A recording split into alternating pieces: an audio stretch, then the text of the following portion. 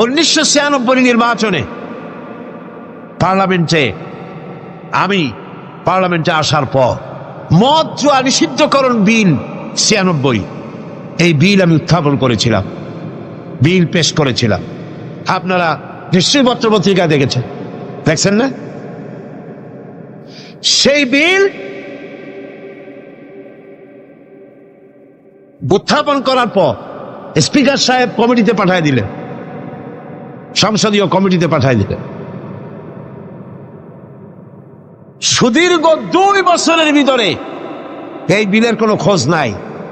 মারাত্মক ডিপ ফ্রিজের অতল তলে বিল পড়েছিল।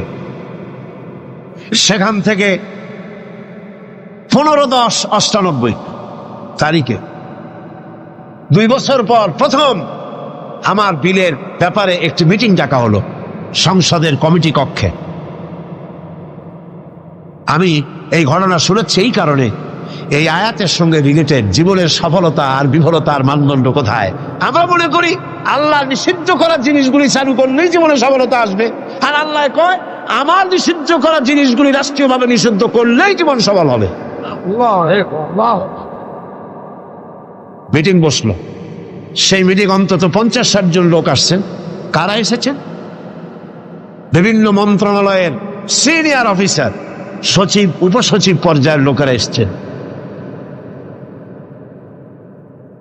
এমপি আসছেন কয়েকজন, সরকারি দলের, বিরোধী দলের। আমাকে তো ডেকেছে। আমার মনে হলো আসান্বিত হলাম, 2 বছর পরে হলেও বিল তো মরে নাই, জিন্দা আছে। এবং আমার মনে হলো যে এতগুলি মুসলমান এখানে, মনে হয় আমার এই বিলের পক্ষেই তারা কথা বলবেন, এটা আমি আশা করলাম। আমাকে যিনি সভাপতিত্ব করছিলেন তিনি আমাকে বললেন, আপনি আগে কথা বলবেন না, সকলের বলা শেষ হবে তারপর আপনি বলবেন। সবটা শুনিয়া বললাম ঠিক আছে। শুরু হলো এই বিলের ব্যাপারে বলা, আলোচনা শুরু হলো। বিলের ব্যাপারে ফাইল তৈরি হয়েছে, এত বড় আমার কাছে ফাইল আছে। বিভিন্ন মন্ত্রণালয় মদ নিষিদ্ধ করলে, জুয়া নিষেধ করলে এই দেশের কি হবে এই ব্যাপারে তারা তাদের মন্তব্য দিয়েছে। মন্ত্রণালয়ের মন্তব্য, জাতিসংঘ কি ফতোয়া দিয়েছে তাও আছে, সার্ক এ ব্যাপারে কি ফতোয়া দিয়েছে তাও আছে।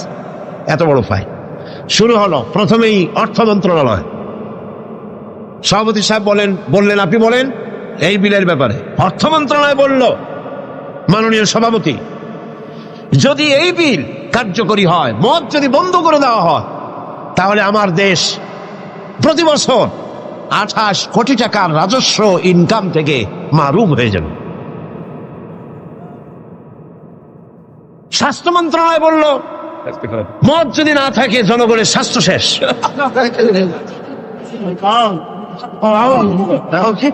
ব্যাখ্যা দিচ্ছি, তাদের বক্তব্যের ব্যাখ্যাও আছে।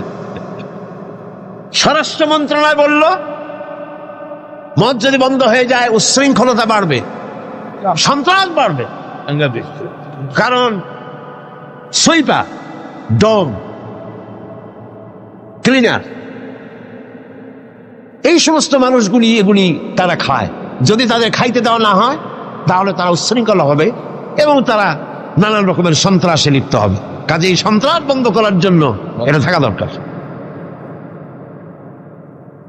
ইন্না লিল্লাহি ওয়া ইন্না ইলাইহি রাজিউন। খুব হতাশ হলাম এবং মনে মনে ভাবতে থাকলাম যে আল্লাহ, আজকের এই মিটিং এর ছবি তো তোমার ক্যামেরা ধারণ করছে। কিয়ামতের দিন এই লোকগুলি কি জবাব দেবে তোমার দরবারে? আমি তো আমার বাপের বিল নিয়ে হাজির হই নাই, আমার বাপের বিল তো নিয়ে হাজির হই নাই। এরপরে পররাষ্ট্র মন্ত্রণালয়ের পক্ষ থেকে বলা হলো, আমরা গরিব দেশ। যুক্তি দেখুন, আমরা গরিব দেশ, ডোনাররা আমাদেরকে সাহায্য দেয়, বিদেশি সাহায্যদাতারা, দাতা গোষ্ঠী, তারা আমার দেশে সাহায্য নিয়ে আসে।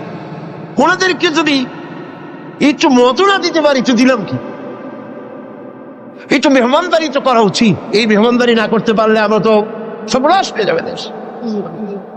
সুতরাং এটা বন্ধ করার অর্থই হলো বিদেশি সাহায্য বন্ধ হয়ে যাওয়া। এইভাবে বিভিন্ন মন্ত্রণালয় বলতে লাগলেন, আর আমি বসে বসে কুইনিয়ান কিনতে লাগলাম। সর্বশেষ ইসলামী ফাউন্ডেশন সভাপতি সাহেব বললেন, ইসলামী ফাউন্ডেশনের ডিজি সাহেব, তার নামের এক একটা মৌলানা লাগানো আছে। তিনি বললেন, মৌলানা সাহেব আপনি বলেন। আমি এই লোকটার চেহারা জীবনে দেখি নাই, ওই প্রথম দেখলাম। আমি ভাবলাম অন্তত সে যাই হোক, নামের আগে তখন একটা মৌলানা আছে, জি, তাহলে উনি এই বিলের পক্ষে কথা বলবেন, আমার ধারণা হল। কিন্তু সর্বনাশ, তিনি বললেন কি, আহা, চাকরি করতে গিয়ে মানুষ এইভাবে ইমান বিক্রি করে? অবাক হলাম আমি। চাকরি করতে গিয়ে মানুষ তার ইমান বেচে। তিনি বললেন, এই বিল আমি তার কথাই কোট করছি, আমার সব মুখস্থ। তিনি বললেন, এই বিল আমি আগে পাই নাই, মিটিং এ এসে বিলটা পেলাম। বিল পড়ে দেখলাম যিনি বিল উত্থাপন করেছেন তিনি একটি ধর্মীয় আবেগের উপরে ভিত্তি করে বিল পেশ করেছেন। এটি হচ্ছে ইসলামের নামে আরেকটি অনইসলামিক কাজ। তিনি বললেন এইটা, এর কারণ হলো যুক্তি। শোনেন যুক্তি, কত বড় আলেম তিনি, সোজা কথা।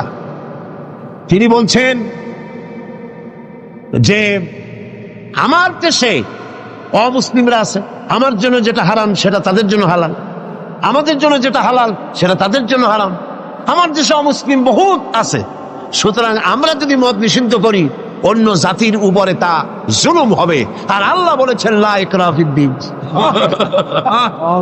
ইসলামে কোনো বাড়াবাড়ি নেই। তিনি আরো এক ধাপ আগিয়ে গেলেন। তিনি বললেন, শুধু এই বিলের ব্যাপারই নয়, বাংলাদেশের সংবিধানের মধ্যে আল্লাহর উপর ঈমান এবং অবিচল আস্থার কথা বলেও অমুসলিমদের উপরে, সংখ্যালঘুদের উপরে প্রেসার ক্রিয়েট করা হয়েছে, জুলুম করা হয়েছে।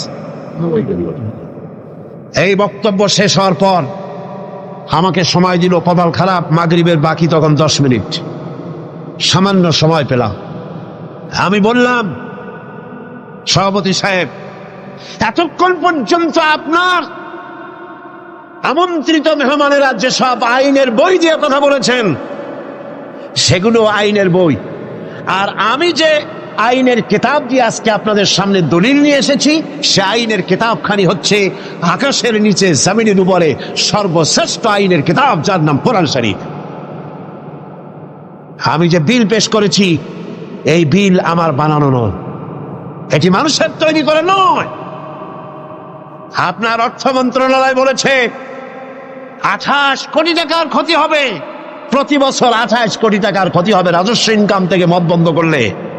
কিন্তু আমি বলতে চাই, আল্লাহ পাকের নিষিদ্ধ জিনিসকে আপনারা হালাল করবেন, 28 কোটি নয়, বন্যার পানির মতো হাজার হাজার 28 কোটি টাকা আল্লাহ বন্যার পানি দিয়ে ভাসায় দেন।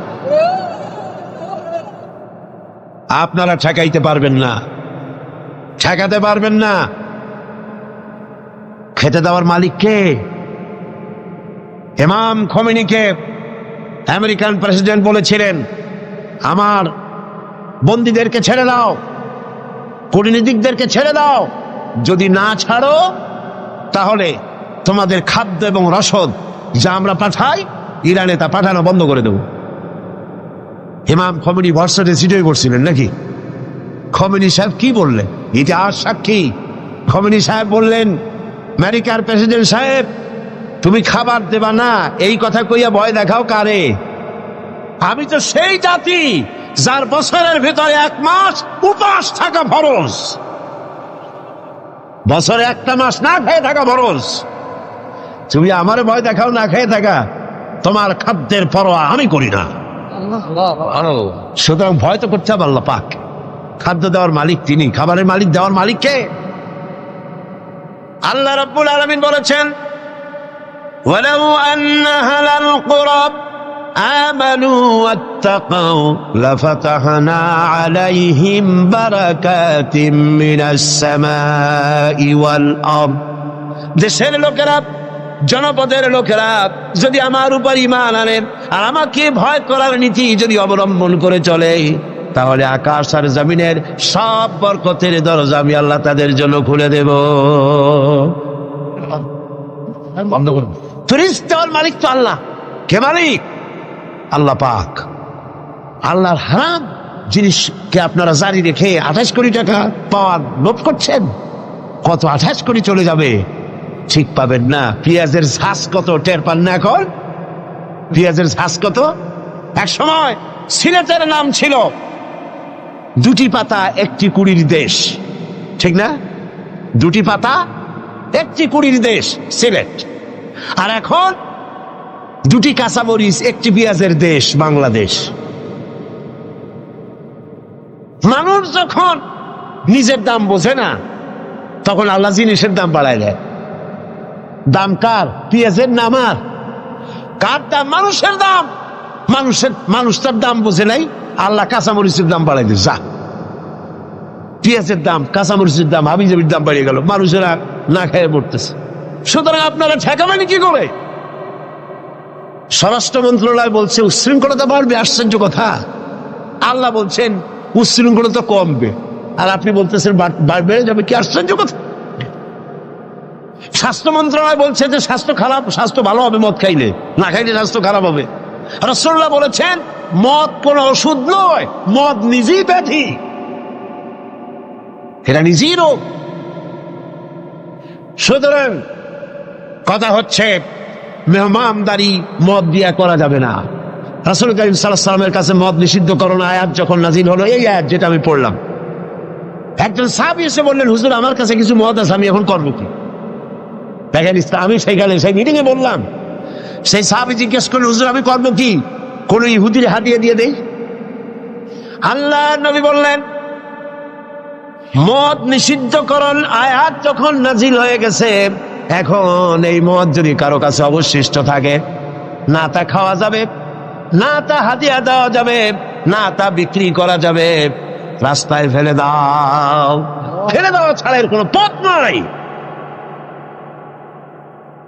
আল্লাহ নিষিদ্ধ করা জিনিস হারাম, এই জিনিস দিয়ে মেহমানদারি করা জায়েজ নাই। এমন কি রাসূলুল্লাহ কথাও বলেছেন, আপনারা শুনে রাখুন, কোন অনুষ্ঠানে আপনি গেছেন, আপনি জানতেন না যে সেখানে মদ সার্ভ করা হবে, কিন্তু আপনি গিয়ে দেখলেন যে ওখানে মদ দেওয়া হচ্ছে।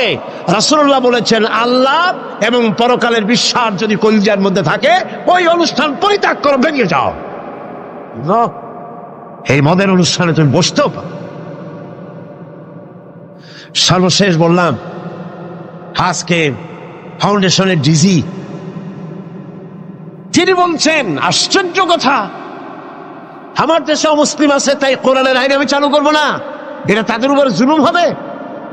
রাসূলুল্লাহর উপরে যখন এই আইন নাজিল হয়, তখন মক্কা মদিনায় ইহুদি খ্রিস্টান ছিল না, তো তাদেরকে উপলক্ষ করে রাসূলুল্লাহকে আইন বন্ধ করে রাখছিলেন না, বরং বললেন সাহাবীরা, তখন তো মাইক ছিল না, রেডিও নাই, মাইক নাই, ফ্যাক্স নাই, পত্রপত্রিকা নাই, টেলেক্স নাই, টেলিভিশন নাই।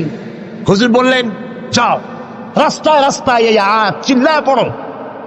সাহাবায়ে কেরাম রাস্তায় নেমে গেলেন। এই আয়াত, ইন্নামাল খামরু ওয়াল মাইসিরু ওয়াল আনসাবু ওয়াল আজলামু রিজসুম মিন আমালিশ শাইতানি ফাজতানিবু। যাও পড়ো। সবাই চিল্লায় পড়তে লাগলেন।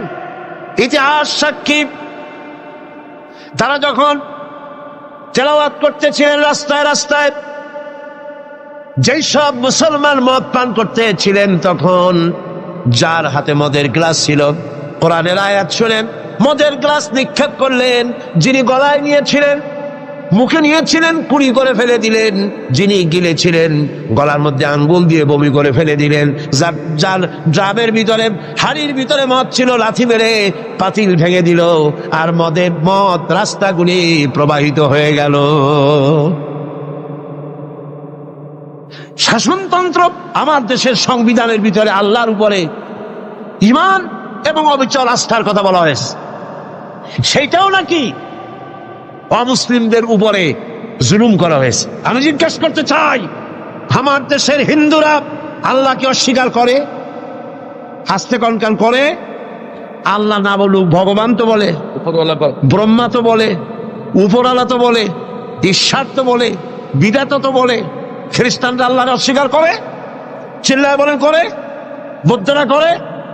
এই দেশের কিছু নাস্তিক মুরতাদ ছাড়া আল্লাহকে কেউ অস্বীকার করে না। সুতরাং আমার দেশে আল্লাহর উপর ঈমান এবং অবিচল আস্থার কথা সংবিধানে যা লেখা হয়েছে, এটাকে পরিবর্তন করতে চাইলে বাংলাদেশে আগুন জ্বলবে, কেউ ঠেকাইতে পারবে না।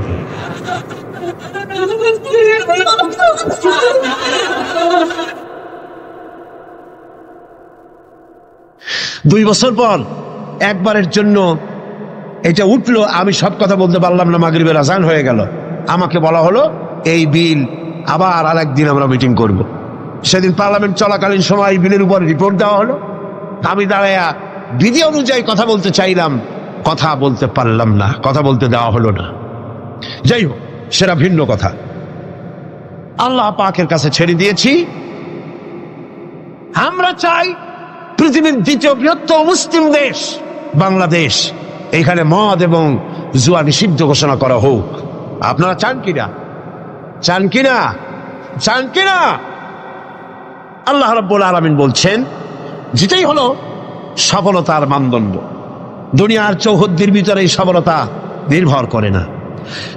সূরা হজে বলা হয়েছে, ইয়া আইয়ুহাল্লাযীনা আমানু রুকউ ওয়াসজুদু ওয়া'বুদু রাব্বাকুম ওয়াফআলুল খায়রা লাআল্লাকুম তুফলিহুন।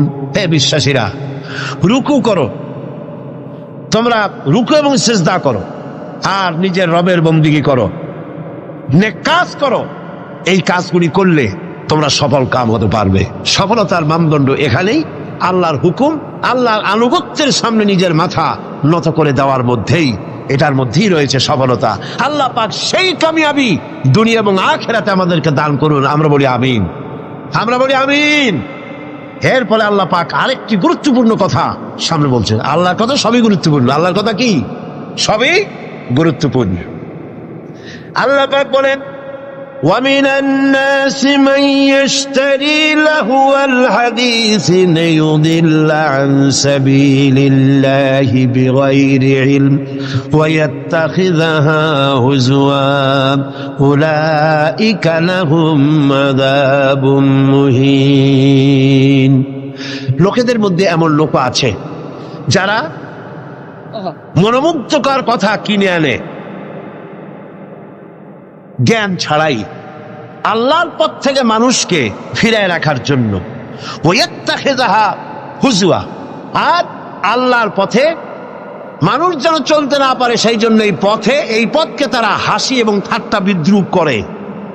উলাইকা লাহুম আযাবুম মুহিন, এদের জন্য রয়েছে লাঞ্ছনাকর শাস্তি। আর কি?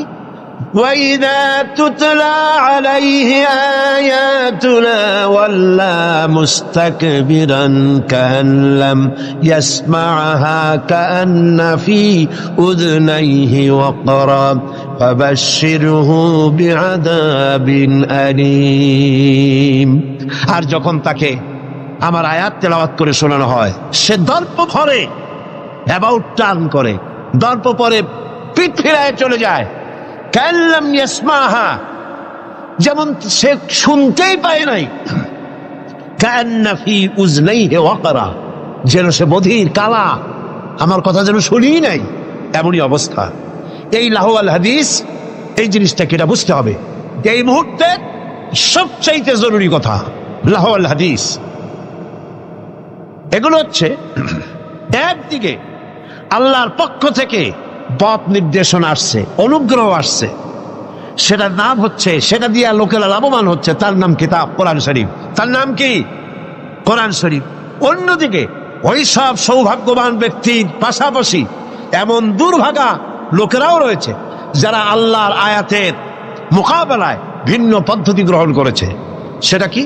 তারা বিভিন্ন মনোমুগ্ধকর কথা বিভিন্ন জায়গা থেকে আমদানি করেছে।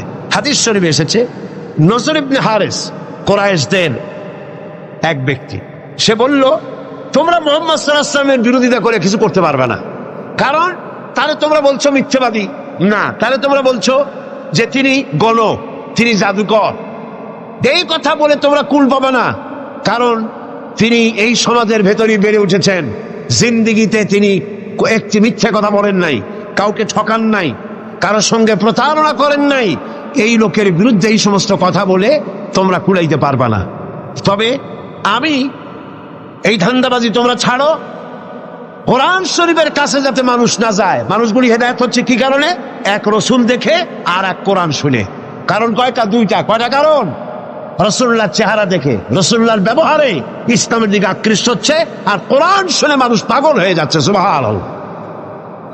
নবীজি যখন তেলাওয়াত করতেছেন, কাফের বেঈমানেরা চতুর্দিক থেকে দাঁড়ায় যাচ্ছে। রাসূলুল্লাহর তেলাওয়াত শুনে শুনে নিজেদের অজান্তে চোখের থেকে পানি পড়তেছে, আর মুখ দিয়া বেসাখতা বেরিয়ে যাচ্ছে। লা ইলাহা ইল্লাল্লাহু মুহাম্মাদুর রাসূলুল্লাহ।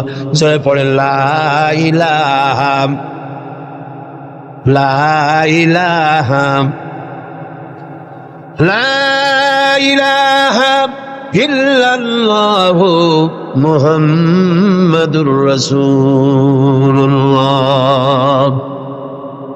নজর বিন হারিস বলল, মুহাম্মদ সাল্লাল্লাহু আলাইহি ওয়াসাল্লামের বিরুদ্ধে কথা বলে ইসলাম থেকে সরাইতে পারবা না। আমি বুদ্ধি এঁটেছি, আমি এক কায়দা করব, দেখবা লোকেরা এখানে আর আসবে না। সেটার জন্য সে চলে গেল বাগদাদ। মক্কা থেকে বাগদাদ ইরাক চলে গেল। ইরাক থেকে পুরানা রাজা বাদশাদের কিসসা কাহিনী কিনে আনলো। সেই কিসসা কাহিনী কিনে এনে সেইগুলি কিসসার এক বিরাট আসর বসাইলো। আর সেই আসরকে আরো আকর্ষণীয় করার জন্য নর্তকী, সুন্দরী, গায়িকা, নায়িকা এদেরকে আনা হলো। এই দিয়ে মানুষকে কোরআন থেকে ফিরায় রাখার জন্য চেষ্টা করলো, আর ইসলামের রাস্তাকে, কোরআনকে ঠাট্টা বিদ্রুপ তারা করতে লাগলো। বন্ধুগণ, আল্লাহ রসুল আখিরাত এবং নৈতিক চরিত্রে শোনার ইচ্ছাই যেন লোকেরা হারিয়ে ফেলে, সেই জন্য এই চেষ্টা তারা করলো। যেমন আজকাল ইসলাম থেকে দূরে সরাবার জন্য চেষ্টাটা চলছে। এই চেষ্টা চলতেছিল রাসূল করিম সাল্লাল্লাহু আলাইহি ওয়াসাল্লামের সময়। কোরআন যাতে শুনতে না পারে সেই জন্য নায়িকা এনেছে, গায়িকা এনেছে। সেজন্য তারা গল্পের আসর বসিয়েছে, সাংস্কৃতিক আন্দোলন করেছে। এগুলি করে কোরআন থেকে ফিরাবার হাজারো প্রচেষ্টা করেছে। আর আজও একই পদ্ধতিতে গোটা জাতিকে চরিত্রহীন বানাবার লাহওয়াল হাদিস দিয়ে প্রচেষ্টা চলছে। ঠিক কিনা? ঠিক কিনা? আজ দেখেন দেশের সরকারের পৃষ্ঠপোষকতায় নর্তকী, গায়িকা, নায়িকা বন্যার পানির মতো ভারত থেকে আসতেছে। ঠিক কিনা? এরপরে আল্লাহর কোরআনের পথে বাধা দেওয়ার জন্য নাচ, গান, নাটক, সিনেমা ইত্যাদির আমদানি করা হচ্ছে। এগুলি করে ইসলামের পথে বাধার সৃষ্টি করা হচ্ছে। দর্শন বাড়তেছে, চরিত্রহীনতা ক্রমান্বয়ে বাড়তেছে। এগুলি সব হচ্ছে লাহওয়াল হাদিস। এগুলি কি বলুন? লাহওয়াল হাদিস। এই লাহওয়াল হাদিস থেকে আল্লাহ পাক বাঁচার জন্য বলেছেন, যারা কেনে এই লাহওয়াল হাদিস, যারা কেনে অর্থাৎ নিরর্থক, মনোমুগ্ধকর, আকর্ষণীয়, আল্লাহর পথ থেকে ফিরাবার যত ব্যবস্থা আছে সবগুলি হচ্ছে লাহওয়াল হাদিস। এগুলি তারা কেন করে? এগুলি করে লিয়ুদিল্লা আন সাবিলিল্লাহ, আল্লাহর রাস্তা থেকে মানুষগুলোকে ফিরাবার জন্য, আর কোনো কারণ নেই। রাসূল করিম সাল্লাল্লাহু আলাইহি ওয়াসাল্লাম বলছেন, হুজুরের কাছে, আল্লাহর নবীর কাছে হযরতে আবু হুরায়রা রাদিয়াল্লাহু তাআলা আনহু হাদিসটি বর্ণনা করেছেন। হুজুরের কাছে একজন অন্ধ লোক এলো। সেই অন্ধ লোক এসে বললেন, হুজুর আমি তো চোখে দেখি না, জামাতের যে গুরুত্বের কথা আপনি বললেন, আমাকে কি রুখসত দেওয়া যায় নাকি? আমি অনেক সময় সাথী সঙ্গী পাই না, আমাকে কি রুখসত দেওয়া যায় নাকি? হুজুর বললেন, হ্যাঁ তোমাকে রুখসত দেওয়া গেল। অন্ধ যখন হেঁটে যাচ্ছিলেন, নবীজি তাকে আবার ডাকলেন, ডেকে জিজ্ঞেস করলেন, অন্ধ, নামাজের মসজিদের আজান কি তোমার কানে যায়? বলে, হ্যাঁ আমি আজান শুনি। হুজুর বললেন, আজানের জবাব দিবা, মসজিদে এসে জামাতে নামাজ পড়বা। একজন অন্ধকে রুখসত দেওয়া হয় নাই। মসজিদে আজান শোনার পর ঘরে বসে যদি নামাজ আদায় করেন, নামাজের হক আদায় হবে না। হুজুর সাল্লাল্লাহু আলাইহি ওয়াসাল্লাম বলেছেন, মসজিদে আজান হওয়ার পর যে ব্যক্তি ঘরে বসে নামাজ পড়ে, আমার ইচ্ছা হয় ঘরটা আগুন দিয়ে জ্বালাই দেই। কে বলতেছেন? রাহমাতুল লিল আলামিন বলতেছেন। রাহমাতুল লিল আলামিন বলতেছেন, ঘরের মধ্যে যদি মেয়ে লোক আর বাচ্চারা যদি না থাকতো, তাহলে আমার ইচ্ছা হয় আমি বলি আগুন দিয়ে ঘর দ্বারে জ্বালায় দাও। এই ঘরের মহব্বতেই তো সে বাইর হয় না।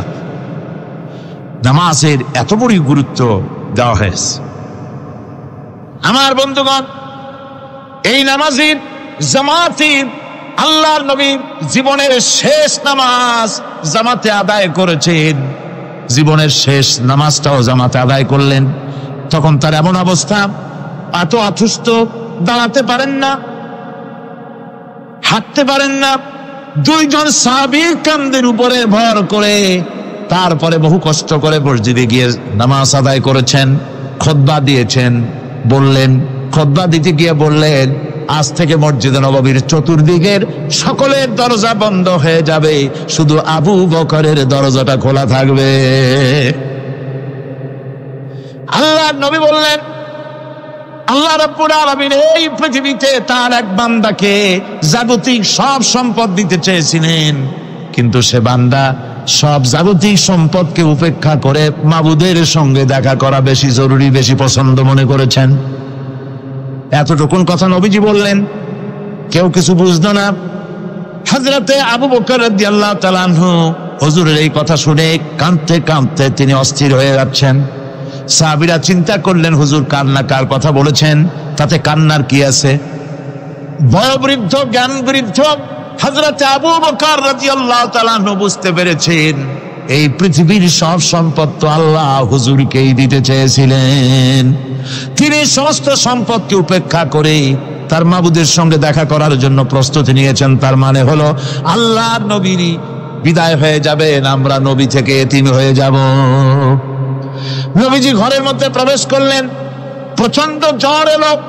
এই প্রচন্ড জ্বর নিয়ে তিনি শুয়ে আছেন, কখনো বেহুশ, কখনো হুশ। এর মধ্যে সারাজান হয়ে গেল। সাহাবীরা বহুক্ষণ অপেক্ষা করে হযরত আবু বকরের ইমামতিতে নামাজ শুরু করলেন। হুজুরের হুশ এলো, প্রশ্ন করলেন, আয়েশা রে, এখন কোন সময়? হযরত আয়েশা বলেন, ইয়া রাসূলুল্লাহি, মসজিদে নববীতে নামাজ শুরু হয়ে গেছে। সাহাবীরা অনেকক্ষণ অপেক্ষা করে আমার বাবার ইমামতিতে নামাজ পড়তেছে সবাই, কিন্তু সাহাবীরা কেঁদে কেঁদে নামাজের মধ্যেই কাঁদতে কাঁদতে অস্থির হয়ে যাচ্ছে। তাদের মনে ধারণা হয়েছে নবীজির পেছনে নামাজ পড়ার কিসমত থেকে তারা মাহরুম হয়ে গেল। নবীজি বলেন, আয়েশা, দরজা খুলে দাও আর আমার মাথাটা একটু উঁচু করে ধরো, আমি একটু নামাজের দৃশ্যটা দেখি। দরজা খুলে দেওয়া হলো, নবীজির মাথা উঁচু করে ধরা হলো। নামাজের জামাতের দৃশ্য দেখে নবীজি আবার শুয়ে পড়লেন। হযরত আয়েশা লক্ষ্য করে দেখেন নবীজির দুই চোখের কোণা দিয়া পানি পড়তেছে। মা আয়েশা জিজ্ঞেস করেন, ইয়া রাসূলুল্লাহ, নামাজের দৃশ্য দেখে চোখে কেন পানি এলো? হুজুর বলেন, আয়েশা রে, এটা কোনো দুঃখের পানি না, এটা তৃপ্তির পানি।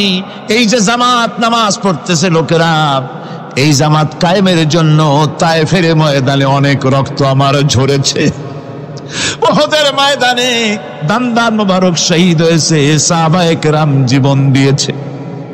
এই যে জামাত আমি দেখতে পেলাম, ভবিষ্যতের একটা ছবি যেন চোখে ধরা পড়লো। আমার মনে হলো কিয়ামত পর্যন্ত এই পৃথিবীতে আমার যত উম্মত আসবে তারা এইভাবে করে জামাতে নামাজ আদায় করবে। নবীজি মাথার কাছে মালাকুল মউত যখন এসে গেছেন, আমার ভাইরা, এই পৃথিবীতে যত নবীরা এসেছিলেন মৃত্যুর সময় সমস্ত নবীরা শেষ কথা যেটা বলেছেন, হাদিস, সমস্ত নবীরা উম্মতের জন্য মৃত্যুর মুহূর্তে শেষ কথা যেটা বলেছেন সেটা হলো আসসালাত, আসসালাত, নামাজ, নামাজ। আমার নবী যখন বিদায় হয়ে যান, বিদায় মুহূর্তে মেয়ের কথা বললেন না, কলিজার টুকরা নাতির কথা বললেন না, জামাইয়ের কথা বললেন না, স্ত্রীর কথা বললেন না। মৃত্যুর সময় শেষ কথা বললেন, আসসালাত, আসসালাত ওয়া মা মালাকাত আইমানুকুম, নামাজ, নামাজ, আমার উম্মতেরা নামাজ, আমার উম্মতেরা নামাজ ছেড়ে দিও না, নামাজ। যেই নবী উম্মতের জন্য এত কাঁদলেন, নামাজের জন্য এত কথা বলে গেলেন, আল্লাহ রাব্বুল আলামিন নামাজের জন্য এত নির্দেশ করলেন, নবীজি ইন্তেকালের সময় নামাজের কথা বলে দিলেন, সেই মুসলমান আজ নামাজ আদায় করে না। নামাজ পড়ে তো নামাজ শুদ্ধ হয় না, হযরত হুযায়ফা রাদিয়াল্লাহু তাআলা আনহু তিনি একবার ইয়েমেন সফর করেছিলেন। এক মসজিদে নামাজ পড়লেন, একজনকে তিনি নামাজ পড়তে দেখলেন। নামাজ পড়তে দেখে তিনি অপেক্ষা করলেন। লোকটার নামাজ হয়ে যাওয়ার পর তিনি প্রশ্ন করলেন, আল্লাহর বান্দা, তুমি কতদিন এরকমের নামাজ পড়তেছ? তিনি বললেন, প্রায় 40 বছর তো হবে আমি এরকম নামাজ পড়তেছি। হযরত হুযায়ফা বলেন, তুমি কি আমারে চেনো? কয়, না, চিনি না। হযরত হুযায়ফা বললেন, আল্লাহর বান্দা শোনো, আমি হচ্ছি আল্লাহর নবী মুহাম্মদুর রাসূলুল্লাহ সাল্লাল্লাহু আলাইহি সাল্লামের সাহাবী হুযায়ফা। ও আল্লাহর বান্দা, তুমি যেভাবে নামাজ পড়েছো এইরকম যদি 40 বছর নামাজ পড়ে থাকো, আল্লাহর কসম করে বলি, নবীজি যে নামাজ শিখাইছেন তোমার সে নামাজ হয় নাই। রাসূলুল্লাহ নামাজ হয় নাই, নামাজ পড়লেই হবে না। রাসূলুল্লাহ বলেছেন, সাল্লু কামা রাআইতুমুনি উসাল্লি, নামাজ পড়ো সেইভাবে যেভাবে আমারে পড়তে দেখো। বিশ্বাস করুন ভাইরা, নামাজ যদি না হয়, হরতাল করিয়া, মিছিল করিয়া, বিক্ষোভ করিয়া, যে কোনো আন্দোলন করে ইসলামকে বিজয়ী করা যাবে না যতক্ষণ পর্যন্ত নামাজ সহি না হবে। নামাজ হচ্ছে ফাউন্ডেশন, নামাজ নাই কিচ্ছু নাই। ঠুকঠাক করে 2টা সেজদা দিয়ে উঠে যাবেন, আপনার ইসলামী আন্দোলনের 4 পয়সার দাম নাই। নামাজ আগে, জিহাদের ময়দানেও নামাজ, নামাজ সহিভাবে আদায় করতে হবে। নামাজ থেকে দাঁড়াবেন, রুকুর থেকে দাঁড়ায় গেলেন, বলবেন রব্বানা লাকাল হামদ, কোন রব্বানা লাকাল হামদ হামদান কাসীরান তাইয়িবান মুবারাকান ফিহি। একজন সাহাবী এই দোয়াটা পড়ছিলেন। নামাজ শেষ করে আল্লাহর নবী প্রশ্ন করলেন, নামাজের ভিতরে অতিরিক্ত এই কথাগুলি কে বলেছো? সাহাবী ভয় পেয়ে গেলেন। ভয় ভয় তিনি বললেন, হুজুর আমি বলেছি। হুজুর বললেন, তুমি জানো না আমি নবী, তুমি নবী না, আমি যা দেখি তুমি দেখতে পাও না। তুমি যখন এই দোয়াটা পড়তেছিলে আমি লক্ষ্য করেছিলাম আল্লাহর রহমতে ফেরেশতারা প্রতিযোগিতা করতেছিল তোমার আমলনামায় কে কত বেশি নেকি লিখবে। রুকুতে দাঁড়ায়া এটা পড়বেন, সেজদায় চলে যাবেন, 2 সেজদার মাঝখানে ততক্ষণ বসে থাকবেন যতক্ষণ একটা সেজদার ভিতরে ছিলেন। পড়বেন আল্লাহুম্মা গফিরলি ওয়ারহামনি ওয়াহদিনি ওয়াআফিনি ওয়ারযুকনি। নামাজের মধ্যে দোয়া করতেছেন, আল্লাহ আমারে ক্ষমা করে দাও। এসব দোয়া সব হুজুরের। আমাকে ক্ষমা করো, আমাকে হেদায়েত দাও, আমাকে সুস্থ করো, আমাকে রহম করো, আমাকে রিজিক দাও। সুবহানাল্লাহ। নামাজের ভিতরে দোয়া কবুলের সময়, নামাজের সেজদার ভিতরে দোয়া কবুল হয়। এইভাবে করে রাসূল করিম সাল্লাল্লাহু আলাইহি ওয়াসাল্লামের নামাজটা কেমন হাক্কানি উলামাদের কাছ থেকে জেনে নেবেন। যেহেতু হুজুর বলেছেন সাল্লু কামা রাআইতুমুনি উসাল্লি, নামাজ পড়ো সেইভাবে যেভাবে আমাকে পড়তে দেখো। পাশে বুঝতে পেরেছি মুহাম্মদ সাল্লাল্লাহু আলাইহি ওয়াসাল্লাম আল্লাহর রহমত, করুণার নবী, দয়ার নবী। তার কাছে যদি আমি যেতে পারি তাহলে তিনি আমার সম্পর্কে, যদি তার সামনে যেতে পারি তাহলে তার কঠোর মনোভাব আমার প্রতি নরম হয়ে যাবে। এই মনে করে সাহাবায়ে কেরামদের চোখ এড়ায়া তিনি হুজুরের সামনে গিয়ে হাজির হয়ে গেলেন। হুজুর তাকে দেখি বললেন, তোমার নাম নাওয়াসি? তিনি বললেন, হ্যাঁ আমার নাম ওয়াসি। হুজুর বললেন, তুমি আমার চাচাকে শহীদ করেছো? ওয়াসি বললেন, জাহালাতের কারণে তা করেছি। হুজুর বললেন, কেমনে শহীদ করেছো আমার চাচাকে, আমার একটু শোনাও। ওয়াসি বলতে লাগলেন, আমি বল্লম দিয়ে হযরতে হামজার শরীরকে এফোড় ওপড় করে দিয়েছি, তারপরে তার বুককে খঞ্জর দিয়ে ফেরে বুকের ভিতর থেকে কলিজাটা বের করে নিয়ে আমি হাতে দিয়ে দিয়েছি হেন্দাই কলেজা চিবিয়ে চিবিয়ে খেস। রাসূল পাক সাল্লাল্লাহু আলাইহি ওয়াসাল্লাম হাদিস শরীফে এসেছে, ওয়াসির বর্ণনা যখন তিনি শুনতেছিলেন রাসূলের চোখ থেকে তখন পানি পড়ে দাড়ি মোবারক ভিজে ভিজে পড়তেছিল। ঘটনা শোনার পর রাসূলুল্লাহ বললেন, ওয়াসি তুমি কি চাও? ওয়াসি বললেন, আমি ইসলাম কবুল করতে চাই। হুজুর তাকে মুসলমান বানালেন। বললেন, তুমি মুসলমান হলে কিন্তু সব সময় তুমি আমার সামনে আসবে না, তার কারণ তোমাকে দেখলে পরে আমার মনের ভিতরে আমার চাচার কথা মনে উঠে যাবে। আমি আমার আব্বাকে পাই নাই, আব্বার স্নেহ যত্ন আমার কিসমতে তেমন হয় নাই। আমার চাচা হামজা আমাকে পিতার মতো করে আমাকে স্নেহ করেছে, তোমাকে দেখলে পরে তার কথা মনে পড়বে, সুতরাং তুমি সবসময় আমার সামনে আসবে না। ওয়াসি সেদিন শপথ নিয়েছিলেন, রব্বুল আলামিন আমি জাহালাতের কারণে যেই বল্লম দিয়ে ইসলামের একজন শ্রেষ্ঠ সন্তানকে আমি শহীদ করে ফেলেছিলাম, আমি বুঝতে পারি নাই, ওই বল্লমটা আমি হেফাজতে রেখে দিয়েছি। তুমি আমার এই দোয়া মঞ্জুর করো, আমি যেন এই বল্লম দিয়ে এই পৃথিবীর নিকৃষ্ট ইসলামের কোনো দুশ্মনকে যেন আমি শেষ করে দিতে পারি। আল্লাহ পাক দোয়া তার মঞ্জুর করে নিলেন। মুসাইলামা কাযযাবের বিরুদ্ধে হযরত আবু বকর সিদ্দিক রাদিয়াল্লাহু তাআলা আনহু যে বাহিনী পাঠালেন, হযরত ওয়াসি সেই বাহিনীর মধ্যে ছিলেন। আর তিনি সেই বল্লমটা দিয়া, যে বল্লম দিয়ে তিনি হযরত হামজাকে শহীদ করেছিলেন, সেই বল্লমটা দিয়েই ইসলামের নিকৃষ্ট শত্রু মুসাইলামা কাযযাবকে দুনিয়া থেকে তিনি বিদায় করে দিলেন। আমার ভাইরা, রাসূল পাক সাল্লাল্লাহু আলাইহি সাল্লামের ইন্তেকালের পর এ পর্যন্ত নবুয়তের যারা দাবি করেছে, এক হিসাবে জানা গেছে 28 জন দাবি করা হয়ে গেছে। রাসূল বলেছেন আমার পরে 30 জন মিথ্যেবাদী নবুয়তের দাবি করবে। কতজন করবে? হয়ে গেছে, বাকি আছে কত? এর মধ্যে গোলাম আহমদ একজন। গোলাম আহমদ দাবি করল যে আমি নবী। তার অনেকগুলি বই কিতাব সে লিখল। বইয়ের মধ্যে এক জায়গায় সে লিখেছে, তার বইয়ে এক জায়গায় লিখেছে যে আমি স্বপ্নে দেখলাম আল্লাহ আমার সামনে উপস্থিত, আল্লাহ আমার সামনে এসেছেন পুরুষের আকৃতিতে, আর আমি তখন স্বপ্নের ভিতরে আমি নিজেকে একজন নারীর মতোই মনে করলাম। স্বপ্নের ভেতরেই আল্লাহ পাক পুরুষ হিসাবে আমাকে ব্যবহার করলেন। আমি স্বপ্নের মধ্যেই গর্ভবতী হলাম এবং স্বপ্নের ভিতরে আমি গোলাম আহমদ মসিহে রূপান্তরিত হয়ে গেলাম। নাউযুবিল্লাহি মিন যালিক।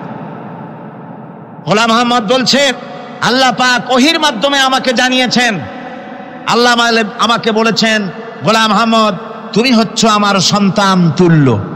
নাউযুবিল্লাহি মিন যালিক। এইভাবে অসংখ্য মিথ্যে কথা দিয়ে বইপত্র রচনা করেছে।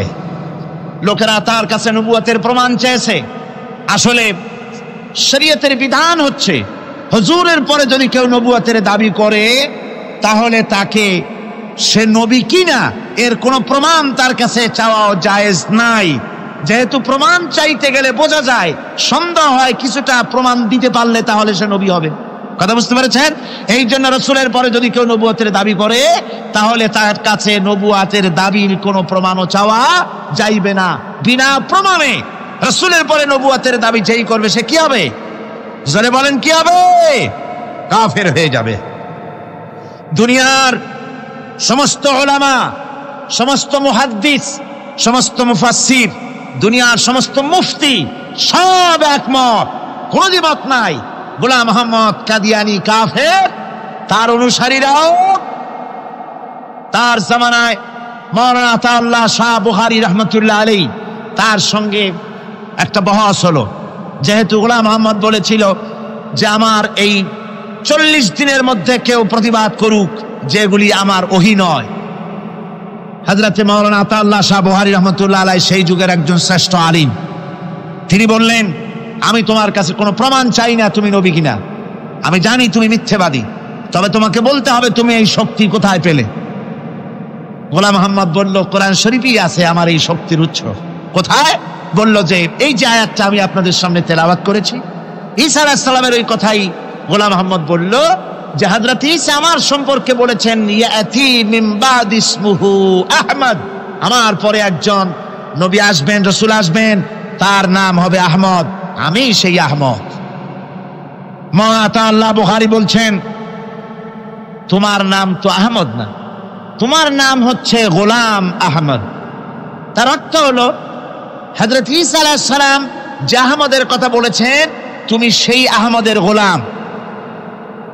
গোলাম আহমদ বললেন দেখুন আমার নামের প্রথম শব্দ গোলাম, এটা হচ্ছে আমার লকব।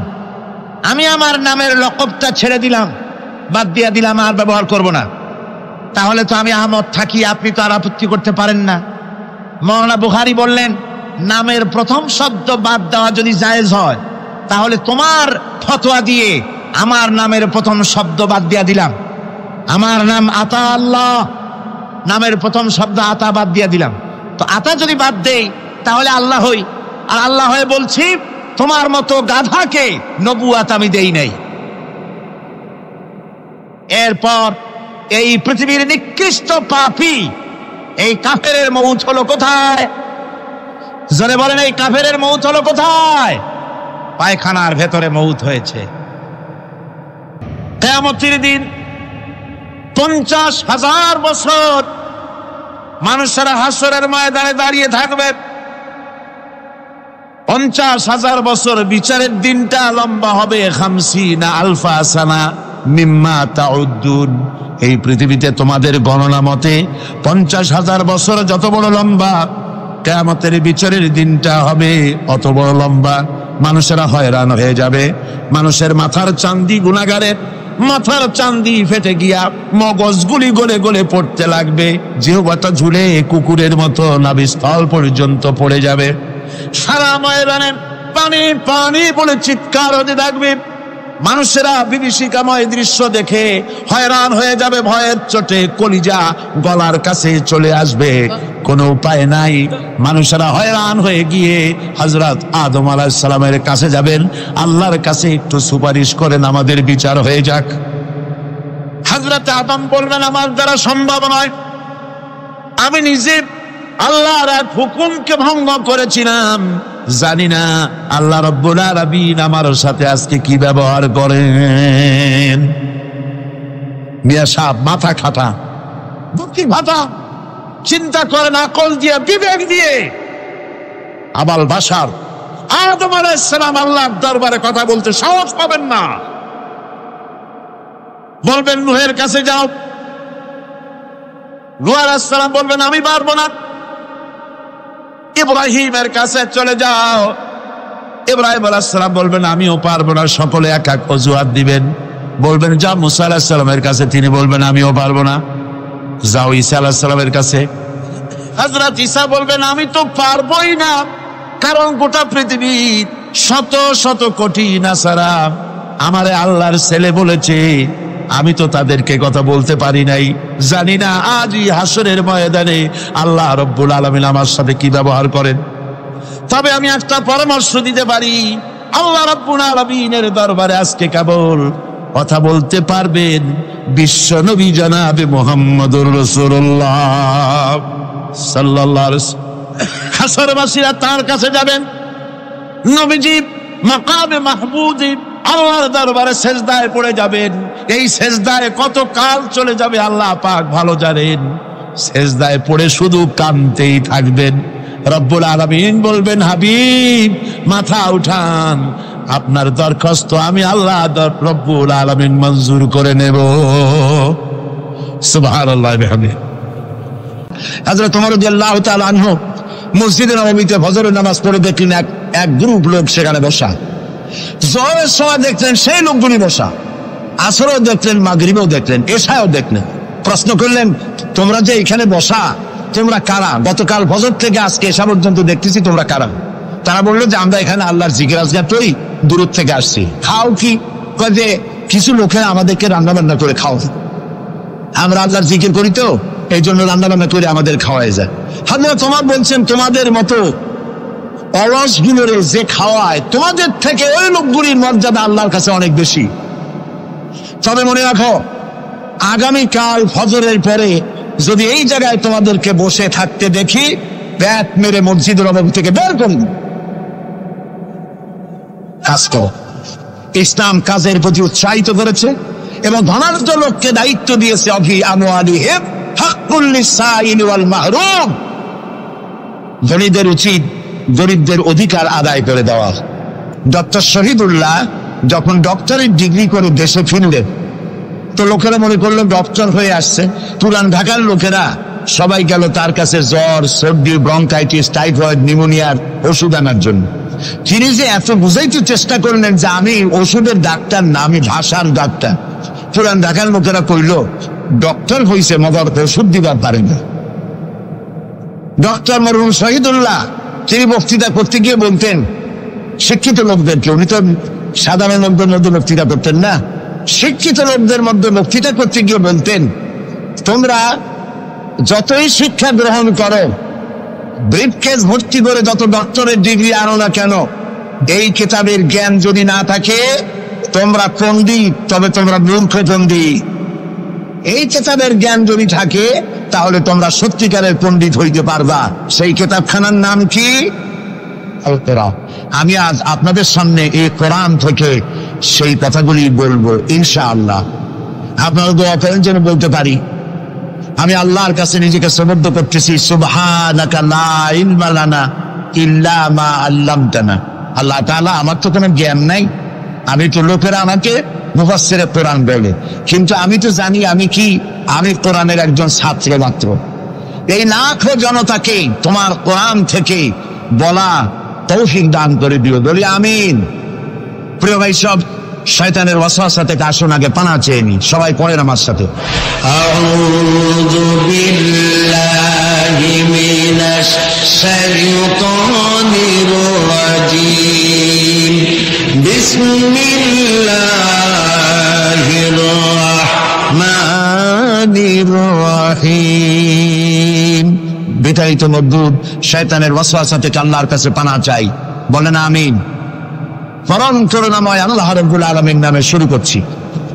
আল্লাহ তাআলা আমাদেরকে সৃষ্টি করে অন্ধকারে ছেড়ে দেননি। কি বলেন, অন্ধকারে ছেড়ে দিয়েছেন? কেউ কেউ বলে যে না, আল্লাহ তাআলা কি রাস্তা করেছেন? আল্লাহ তাআলা রাস্তা তৈরি করেছেন, এটা আপনাদের বুঝতে হবে। পাহাড়িয়া এলাকায় আপনি যদি হারায় যান, সেখানে কোনো গভর্নমেন্ট রাস্তা করে নাই, কিন্তু আল্লাহ তাআলা গিরিপথ তৈরি করে রাখছেন। মরুভূমির মধ্যে যদি হারিয়ে যান, সেখানেও আপনি দিক নির্দেশনা পাবেন। সমুদ্রের ভিতরে যদি আপনি হারিয়ে যান, কোনো নাবিক যদি হারায়, দিনের বেলায় সেটা কম্পাস দিয়ে চললো, রাতের বেলায় তার চলার জন্য আকাশে আল্লাহ তারকা খচিত করে রেখেছেন, যাতে নাবিকরা হারিয়ে না যায়। যে আল্লাহ রাব্বুল আলামিন পাহাড়িয়া এলাকার ভিতরে মানুষ যেন হারিয়ে না যায়, এজন্য পাহাড়ের ভিতরে গিরিপথ তৈরি করলেন। মরুভূমির ভিতরে চলার জন্য দিকের নির্দেশনা দিলেন। সমুদ্রের ভিতরে নাবিক যাতে না হারায়, আকাশে তারকা আল্লাহ তাআলা খচিত করে রাখলেন। সেই আল্লাহ রাব্বুল আলামিন পৃথিবীতে মানুষ চলাফেরা করবে, মানুষ জন্মগ্রহণ করে মৃত্যু পর্যন্ত চলার জন্য তার অর্থনীতি প্রয়োজন, রাজনীতি প্রয়োজন, সমাজনীতি প্রয়োজন, তার শিক্ষানীতি প্রয়োজন। জীবনের এই নীতিমালার বাঁকে বাঁকে মোড়ে মোড়ে সে হারায় যাবে। আল্লাহ তাআলা এমনকি তার বান্দার প্রতি আচরণ করতে পারেন না।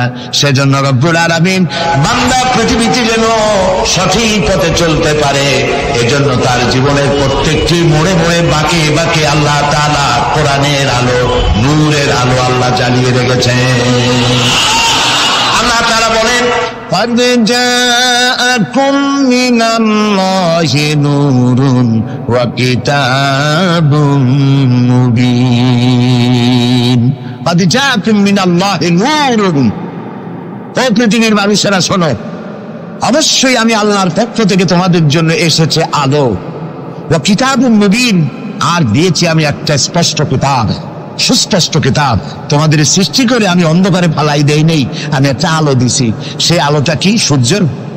সেটি কি চন্দ্র? না, সেটি চন্দ্র নয়, সেটি সূর্য নয়।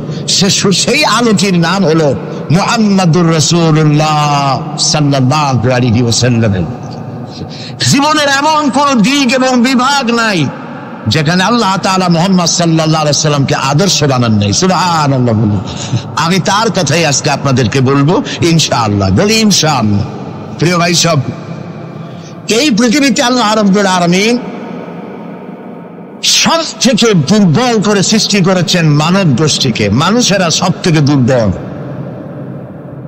আপনি বলবেন, বলতে পারেন যে কেমনি আমরা দুর্বল হইলাম, এত মারামারি করি তারপরেও দুর্বল? হ্যাঁ, তারপরেও দুর্বল। যেমন গরু, সে তার আত্মরক্ষার জন্য মাথায় দুইটা শিং পাইছে, আমরা কেউ শিং পাইনি, আমরা দ্রুতগতি করতে পারিনি, ঠিক না? কথা কন না কেন? কুকুরে কামড়াইতে পারে, কুকুরের কাজ কুকুরে করেছে, কামড় দিয়েছে পায়, তাই বলে কি কুকুরে কামড়ানো মানুষের স্বভাব পায়? মানুষ কি কুত্তার গায়ে কামড় দিতে পারবে? ওই রকমের শক্তিশালী দাঁত মানুষের আল্লাহ দেন নাই। সাপেরে আল্লাহ তাআলা বিষধর দন্ত দিয়েছেন, বাঘেরে খাবার মধ্যে নখর দিয়েছেন, মূলার মতো মোটা মোটা দাঁত দিয়েছেন। এমনকি আত্মরক্ষার জন্য ভীমরুল বড় রুল ফুটাবার মতো শক্তি আল্লাহ দিয়েছেন। এবার বলেন তো আপনার কাছে আত্মরক্ষার কি আছে? আপনি তো বলতেই পারেন বীরত্বের সাথে, হ্যান করেঙ্গে ত্যান করেঙ্গে লাঠি কে আমদার মুগুর ভরেঙ্গে, বলতে পারবেন, কিন্তু লাঠির মধ্যে মুগুর আপনি বলতে পারবেন না। মানুষের কাছে আত্মরক্ষার কোনো হাতিয়ার নাই।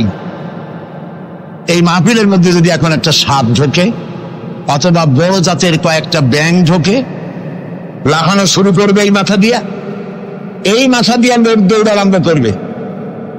তারপর অন্তত সদরঘাট পর্যন্ত দৌড়ে গিয়ে জিজ্ঞেস করবে, ভাই আমরা দৌড়াই কেন? তো সামান্য ব্যাঙের সাথে পারি না, সামান্য সাপের সাথে পারি না, বল্লা ভীমরুলের সাথেও পারি না। আত্মরক্ষামূলক হাতিয়ার আমাদের কাছে দেওয়া হয় নাই। এরপরে এমনকি আমরা চোখে ভালো করে দেখি না, চোখ দিয়েও আমরা দেখতে পাই না। আপনারা বলবেন তাহলে আমরা কি ভেলকি দেখি? না, ভেলকি দেখেননি। আমাদেরকে দেখতে হলে আমরা আলোর সাহায্য দেখি, আলো না হলে আমরা দেখতেও পারি না। অমাবস্যার রাতে মানুষ নিজের শরীরও নিজে দেখতে পারে না।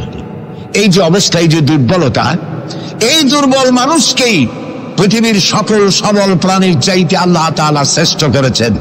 শ্রেষ্ঠ কে বলেন? কে? কিসের দিক থেকে শ্রেষ্ঠ?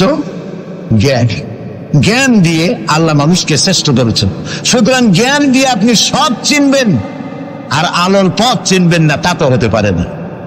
এই জন্য আপনি সব যেমন চেনেন, আলোর দিশাও আপনাকে পাইতে হবে। আপনার নেতা Karl Marx, Lenin, Mao Tsetung, Hegel, Darwin, Copernicus, Kepler, এরা আপনার নেতা হতে পারে না। আপনার আমার নেতা হবেন মুহাম্মদুর রাসূলুল্লাহ সাল্লাল্লাহু আলাইহি ওয়াসাল্লাম। আচ্ছা, ওনারা নেতা হবেন না কেন? সেটাও একটু ব্যাখ্যার দাবি রাখে। ওনারাও কিন্তু কষ্ট করেছেন। মার্কস, হেগেল, মাও সেতুং, এরা কষ্ট করেছেন, জেল খেটেছেন, বই লিখেছেন, মানবতার কল্যাণে এগুলি করেছেন। কিন্তু তাদের কথার কোনো মিল ছিল না। এক একজন এক এক ধরনের কথা বলেছেন, এবং তাদের কথা দিয়ে পৃথিবীর মানুষের জন্য কোনো স্থায়ী শান্তি প্রতিষ্ঠিত হয় নাই পৃথিবীর 1 ইঞ্চি জমিনের ওপারেও। এটা ঠিক কিনা? নবীদের কথায় আমাদের চলতে হবে, কারণ নবীদের কথার মধ্যে কোনো গরমিল হয় নাই। আদম আলাইহিস সালাম বলেছেন আল্লাহ এক, নূহ আলাইহিস সালাম বলেছেন বেশি হইতে পারে, নাউযুবিল্লাহ। ইব্রাহিম আলাইহিস সালাম বলেছেন আখিরাত আছে, আরেকজন নবী বলেছেন নাও থাকতে পারে। একজন নবী বলেছেন কবর আযাব হবে, আরেকজনে বলেন এটা একটা আমার চিন্তায় না থাকতে পারে। এইরকম নবীদের কথার মধ্যে কোনো ব্যস্কম হয়েছে? বলেন হয়েছে? কেন হয় নাই? কারণ দার্শনিক, রাজনীতিবিদ, ওদের যে শ্রেণী, ওর থেকে নবীদের শ্রেণী সম্পূর্ণ স্বতন্ত্র, এবং 2 শ্রেণীর মাঝে গালফ অফ ডিফারেন্স। দার্শনিক এবং রাজনীতিবিদরা তারা কথা বলেন নিজস্ব মন মস্তিষ্ক প্রসূত জ্ঞান দিয়ে, আর নবীরা কথা বলেন আল্লাহর জ্ঞান দিয়ে। এই জন্য পৃথিবীতে যত নবী এসেছেন সমস্ত নবীদের স্লোগান ছিল একটা। কয়টা ছিল? আদম আলাইহিস সালাম থেকে নিয়ে শুরু করে মুহাম্মাদুর রাসূলুল্লাহ সাল্লাল্লাহু আলাইহি ওয়াসাল্লাম পর্যন্ত যত নবী আল্লাহ পৃথিবীতে পাঠিয়েছেন সমস্ত নবীদের স্লোগান একটাই ছিল, লা ইলাহা ইল্লাল্লাহু মুহাম্মাদুর রাসূলুল্লাহ। মুহাম্মদুর রাসূলুল্লাহ নবী করিম সাল্লাল্লাহু আলাইহি ওয়াসাল্লামের সময় হয়েছে, আর বাকি সমস্ত নবীর সময় স্লোগান একটাই ছিল, লা ইলাহা ইল্লাল্লাহ। কোনো ব্যস্কম নাই, সব নবীরা এক কথা বলেছেন। কারণ নবীরা যে কথা বলেছেন সমস্ত কথা আসছে একটা অফিস থেকে। কয়টা অফিস? এবার বলেন তো অফিসটার নাম কি? কার অফিস? আল্লাহর অফিস। এবং একজন মেসেঞ্জার সমস্ত নবীদের কাছে আল্লাহর মেসেজ বহন করে নিয়ে এসেছেন, সেই আল্লাহ কর্তৃক নিয়োগ প্রাপ্ত অথেন্টিক জেনুইন যিনি রাসূল ছিলেন, বার্তাবাহক ছিলেন, স্পেশাল মেসেঞ্জার ছিলেন, তার নাম কি? সুবহানাল্লাহ। পৃথিবীর সবচাইতে বেশি মর্যাদা এবং সব থেকে বেশি সুন্দর করে আল্লাহ তাআলা তাকে এই পৃথিবীতে পাঠিয়েছেন। তিনি যখন পৃথিবীতে আসলেন, পৃথিবীটা কি ছিল? চুরি, ডাকাতি, জেনা, ব্যভিচার, হত্যা, ধর্ষণে ভরপুর মরাজাতি। ওই যে বলেছিলাম মরাজাতি, এই মরাজাতিটারে কেমনে জিতে বানানো যায়, রাসূলুল্লাহ সেই চেষ্টা করলেন। 40 বছর বয়স হেরা পাহাড় থেকে নেমে এনে কবি বলছেন, উতর কর গারে হেরা সে সুয়ে কওম আয়া, উতর কর গারে হেরা সে সুয়ে কওম আয়া, और एक नुस्खे किमिया साथ लाया। হেরা পাহাড় থেকে নবীজি নেমে এলেন, সাথে আনলেন পরশ পাথর। নাম কি? কোরআন। হেরা পাহাড় থেকে নেমে আসলেন, হাতে আনলেন পরশ পাথর। এই পরশ পাথরের ছোঁয়া যখন লাগলো, ওমরের মতো পাথর সোনার টুকরা হয়ে গেল। সুবহানাল্লাহ। যারা ছিল নারী জাতির ইজ্জত, সতীত্ব, সংগ্রামের জম, তারা হয়ে গেল নারী জাতির পাহারাদার। সুবহানাল্লাহ বলুন। কোরআন মরা জাতিকে জিন্দা করছে। আহারে কপাল, সেই কোরআন শরীফ দিয়ে তাবিজ লিখি আমরা। আহারে কপাল।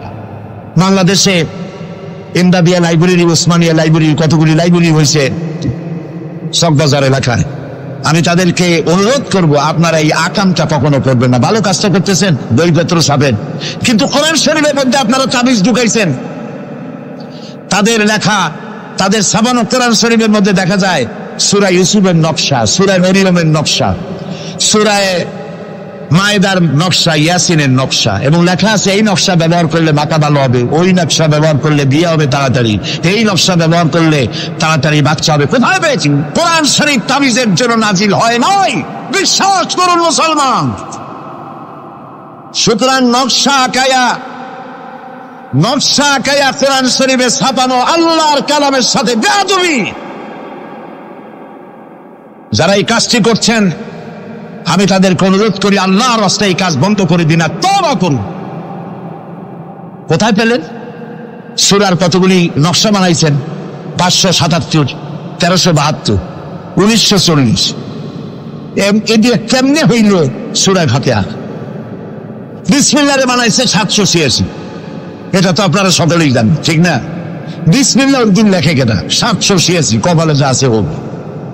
প্রিয় ভাই সব, 10 লক্ষ বার যদি 786 লেখেন, একবার বিসমিল্লাহ সমান হবে না। বিসমিল্লাহর মধ্যে 19টা অক্ষর আছে। কয়টা? আর আল্লাহ রাসূল কি বলেছেন? আল্লাহর নবী বলেছেন, কোরআনে কারীমের প্রত্যেকটি অক্ষরে যখন পড়বে বান্দা 10টা করে নেকি হবে। বিসমিল্লাহির রহমানির রহিম পড়েন আমার সাথে, বিসমিল্লাহির রহমানির রহিম। রাসূলুল্লাহর ওয়াদা অনুযায়ী আমার সাথে যখনই পড়লেন বিসমিল্লাহির রহমানির রহিম, একটা অক্ষরে 10, 19টায় 190টি নেকি আমাদের আমলনামায় লেখা হয়ে গেছে। কাজে এই নকশা দিয়ে যারা তাবিজের ব্যবসা করে, কিয়ামতে অবশ্যই আসামি হতে হবে। যারা কোরআনকে তাবিজের কাজে ব্যবহার করেছেন, আল্লাহর কাছে দায়ী হতেই হবে। কারণ মানুষকে আপনারা বোঝাতে চেষ্টা করেছেন কোরআন তাবিজের কিতাব, অথচ কোরআন এসেছিল একটি সমাজ, একটি রাষ্ট্র বিপ্লব করার জন্য। রাসূলুল্লাহ হচ্ছেন পৃথিবীতে সুন্দর, সুখী, সমৃদ্ধশালী, আধুনিক রাষ্ট্রের শ্রেষ্ঠ রূপকার। এবং এই কোরআন দিয়ে তিনি এমন এক রাষ্ট্র বিনির্মাণ করেছিলেন যেখানে চুরি ছিল না, ডাকাতি ছিল না, জেনা ছিল না, ব্যভিচার ছিল না, হত্যা ছিল না, ধর্ষণ ছিল না, সন্ত্রাস মুক্ত সমৃদ্ধি একটি সুখী সমাজ তৈরি করেছিলেন নবী করিম সাল্লাল্লাহু আলাইহি ওয়াসাল্লাম। প্রিয় ভাই সব, বড় আফসোস লাগে সেই কোরআনে শুধু চুমাই খাই, বুকেই লাগাই, আর এই কোরআন শরীফ নিয়ে আমরা কাজে লাগাইতে পারলাম না। এটা ঠিক কিনা? কোরআনকে কাজে লাগাইতে পারছি? পারি নাই। কোরআন শরীফ খালি ঝুলে ঝুলে পড়ি। দেখেন, রমজান মাসে আমাদের দেশের লোকেরা ব্যক্ত করে, ভাই তোমার বাড়ি কি হয়েছে জানি না, আমার পুতের বউ 7 খতম, আমার মেয়ে ক্লাস 9-এ পড়ে, ও 3 খতম, ওর মায় 13 খতম, আর আমি নিজে এমনি খতম। আপনি প্রতিযোগিতা করে কোরআন শরীফ খতম করবেন, এই জন্য নাজিল হয়েছে কোরআন শরীফ, আপনি কি বিশ্বাস করেন? কোন কোন সাহাবী সূরা বাকারা শেষ করতে সময় লেগেছে 2 বছর 3 বছর। কেন পড়তে পারতেন না তিনি? সময় লাগলো কেন? এই জন্য সময় লেগেছে, এক একটি আয়াত তারা তেলাওয়াত করেছেন, শুনতেছেন কথা? এক একটি আয়াত তেলাওয়াত করেছেন, অর্থ বুঝেছেন, ব্যাখ্যা বুঝেছেন, জীবনের উপরে আমল করেছেন, এরপর আরেকটা আয়াত পড়েছেন, বুঝেছেন, আমল করেছেন, তারপরে আরেকটা পড়েছেন। এইরকম করে করে কোরআন তেলাওয়াত করে জীবনের উপরে আমল করার পর সাহাবীরা যখন রাস্তা দিয়ে হাঁটতেন, মানুষেরা দেখতো যেন কোরআন হেঁটে যাচ্ছে। আরে আজ পৃথিবীতে আমরা মায়ের খাবো না কেন? আমি তো বলি বুশের মতো আরো 2-4টা বুশ আসা দরকার, মাইল আমাদের খাওয়াই দরকার। দুনিয়ার সব জাতি চেনা যায়, মুসলমান চেনা যায় না। প্রিয় ভাই সব, নবী করিম সাল্লাল্লাহু আলাইহি ওয়াসাল্লাম এই পরশ পাথর নিয়ে আসলেন। ওমর আসতেন রাসূলকে হত্যা করতে। চিন্তা করেন, নবী হত্যা করতে আসে, কত বড় জাহেল সেই ওমর। আর ওমর ছিলেন কি হইলেন বলেন? কি সোনা ডায়মন্ড হয়ে গেলেন। আল্লাহু আকবার বলেন। আমার রাসূল বললেন, আমার পরে লা নবিয়্যা বাদি ওয়ালা রাসূলা, আমার পরে নবী হবে না, রাসূলও হবে না। কিন্তু আমার পরে যদি আল্লাহ কাউকে নবী বানাতেন, ওমর অবশ্যই নবী হয়ে যেতেন। আল্লাহু আকবার। প্রিয় ভাই সব, ওমর রে জাহালাত থেকে কয়লার খনি ছিল ওমর, সেইখান থেকে ডায়মন্ড বানাই দিল আল্লাহ তাআলা। কি দিয়ে বানাইলেন? কোরআন। আমরা কিন্তু এর কাছেও যাইতে পারলাম না, খালি সুমা দিলাম আর তাবিজ বানাই গলায় ঝুলাইলাম। এই কোরআন শরীফ আমরা একটা কাপড় দিয়ে পেঁচাই রাখি, আমাদের ঘরে কাপড় দিয়ে কোরআন অনেকের বাড়িতে পেঁচানো আছে, আছে না? এই কাপড়টা যদি মাটিতে পড়ে যায়, যদি পাও লাগে, তাহলে আমরা আটকে উঠি, ঠিক না? কাপড়টা উঠাই কি করি? সুমা দিই। একটা কাপড় আটকে কিছু না, এখানে তো টেবিলেও কাপড় আছে, আমার পায়ের তলেও কাপড় আছে, আমার পরনেও কাপড় আছে, ঠিক না? আপনাদের আছে না? তো এগুলো পাও লাগলে তো আমি আটকে উঠি না। কোরআন শরীফের সাথে যে কাপড়টা ছিল ওটা পড়ে গেলে পাও লাগলে আটকে উঠি এবং অপরাধ বোধের সৃষ্টি হয়, ঠিক কিনা? কেন হয়? কারণ এই কাপড়টা কোরআনের সাথে কিছুদিন জড়ানো ছিল। কয়েকটা দিন কোরআনের সাথে জড়িয়ে থাকার কারণে একটা কাপড়ের টুকরার ইজ্জত যদি বাড়ে, ইজ্জত যদি বেড়ে গেল, যাদের জন্য কোরআন নাজিল হইল ওদের ইজ্জত বাড়লো না। আমাদের ইজ্জত বাড়ছে।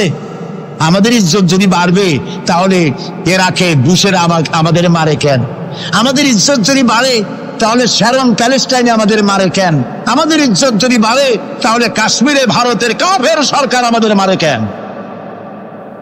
আলজেরিয়ায়, বসনিয়ায়, চেচনিয়ায়, এরিত্রিয়ায়, সারা পৃথিবীতে আমরা মার খাচ্ছি। তাহলে কি এই কথা বুঝবো যে কোরআন থাকবে যে জাতির কাছে, কোরআনের কারণেই তারা মার খাবে? আল্লাহ কি বলে শুনি। আল্লাহ রাব্বুল আলামিন বলেন, তাহা মা আনজালনা আলাইকাল কুরআনা লিতাশকা। ও নবী, কোরআন আমি এই জন্য নাজিল করি নাই যে কোরআন আপনাকে ভাগ্য বিপর্যস্ত করে দেবে, হতভাগ্য বানায় দেবে। কোরআন এই জন্য নাজিল করি নাই। কোরআন নাজিল করেছে এই জন্য কোরআনের ধারক বাহক যারা হবে তারা শাসিত হবে না, গোটা বিশ্বকে তারা শাসন করবে। এই জন্য এসেছিল কোরআন। কারণ কোরআন দিয়ে শাসন করলেই মানুষেরা নিরাপত্তা পাবে। নারীর অধিকার কে দিল? এই কোরআন দিয়েছে। শ্রমিকের অধিকার কে দিল? এই কোরআন দিয়েছে। কৃষক, মজুর, সাদা এবং কালো মানুষের ব্যবধান কে দূর করলো? এই কোরআন করেছে। সুবহানাল্লাহ। এই কোরআনের মধ্যে কি কি আছে? এর মধ্যে রাজনীতি আছে, অর্থনীতি আছে, সমাজনীতি আছে, দর্শন আছে, এর মধ্যে পররাষ্ট্রনীতি আছে, স্বরাষ্ট্রনীতি আছে, বিজ্ঞান আছে বলে এ কোরআন বিজ্ঞানের বই নয়। ইতিহাস আছে বলে এ কোরআন ইতিহাসের বই নয়। রাজনীতি আছে বলে এটা রাজনীতির কিতাব নয়। অর্থনীতি আছে বলে এটা অর্থনীতির কিতাব নয়। তাহলে প্রশ্ন হবে এটা কি? এটা হচ্ছে মানুষের জীবন পরিচালনার জন্য যত নীতি প্রয়োজন, সমস্ত নীতির মূল নীতি যে কিতাবে লেখা হয়েছে সেই কিতাবের নাম আল কোরআন। প্রিয় ভাই সব, নবী করিম সাল্লাল্লাহু আলাইহি ওয়াসাল্লাম কে আল্লাহ তাআলা এজন্য পাঠান নাই যে তিনি আর তার সাহাবীরা মসজিদে বসে বসে আল্লাহ আল্লাহ করবেন, আর রাষ্ট্র চালাবে ফেরাউন আর নমরুদেরা, রাষ্ট্র চালাবে আবু জাহেলের গোষ্ঠীরা, ফাসিক ফুজ্জার, নামাজ নাই, রোজা নাই, ঘুষখোর, মদখোর, এরা রাষ্ট্র চালাবে। এই জন্য ইসলাম আসে নাই। ইসলাম এসেছে রাষ্ট্র পরিচালনা করার অধিকার কোরআনে কার? আল্লাহ রাব্বুল আলামিন বলেন, আলা লাহুল খালকু ওয়াল আমর ইনিল হুকমু ইল্লা লিল্লাহ। সৃষ্টি যার, আইন চলবে তার। সৃষ্টি যার, আইন চলবে তার। আলা লাহুল খালকু ওয়াল আমর, সৃষ্টি যার, আইন তারই চলবে। কারণ এই কোরআনের তো কোনো পরিবর্তন নাই। এটি সংবিধান, এটি কনস্টিটিউশন। আমাদের একটা কনস্টিটিউশন আছে, আছে না? তবে তৈরি হয়েছিল 72-তে। 1972 সালে বাংলাদেশের সংবিধান রচিত হয়েছিল। আজকে 2004। 1972 থেকে 2004 এ পর্যন্ত আমার দেশের কনস্টিটিউশন অ্যামেন্ডমেন্ট, সংযোজন, বিয়োজন, পরিবর্তন, পরিবর্ধন ইত্যাদি হয়েছে নাকি হয়নি? কয়বার হয়েছে? 13 বার হয়ে গেছে। 13 বার হয়েছে, আর 14 বার হবে খুব শিগগির। তাহলে স্বাধীনতার 32 বছরের ভিতরে যদি সংবিধান 14 বার পরিবর্তন হয়, সংশোধন হয়, এই রেশিও অনুযায়ী 100 বছর যদি যায়, তাহলে কম্বলের লোম বাঁচলে থাকবে কিছু? হয়? এটাও একটি সংবিধান। এটার নাম কি? সংবিধান, মানবতার সংবিধান। এটি শুধু মুসলমানদের জন্য নয়। কোন মুসলমান দাবি করতে পারবে না কোরআন একমাত্র আমার কিতাব? না। আল্লাহ তাআলা শুরুতেই বলে দিয়েছেন, হুদাল লিন-নাস, হুদাল লিল-মুত্তাকিন, হুদাল লিন-নাস, হাযা বায়ানুল লিন-নাস। পৃথিবীর সমস্ত মানব গোষ্ঠীর জন্য হেদায়েতের সর্বশেষ কিতাবের নাম কি? কোরআন শরীফ। প্রিয় ভাই সব, 1400 বছর বা 1000 বছর হয়ে গেছে কোরআনের বয়স। পরিবর্তন হয়েছে কয়বার? কয়বার হয়েছে? কিয়ামতের আগ পর্যন্ত আর কয়বার হবে? একবারও হবে না। কারণ এই কিতাব আসছে কার কাছ থেকে? আল্লাহর কাছ থেকে। তিনি নির্ভুল, তার কোনো ভুল নাই।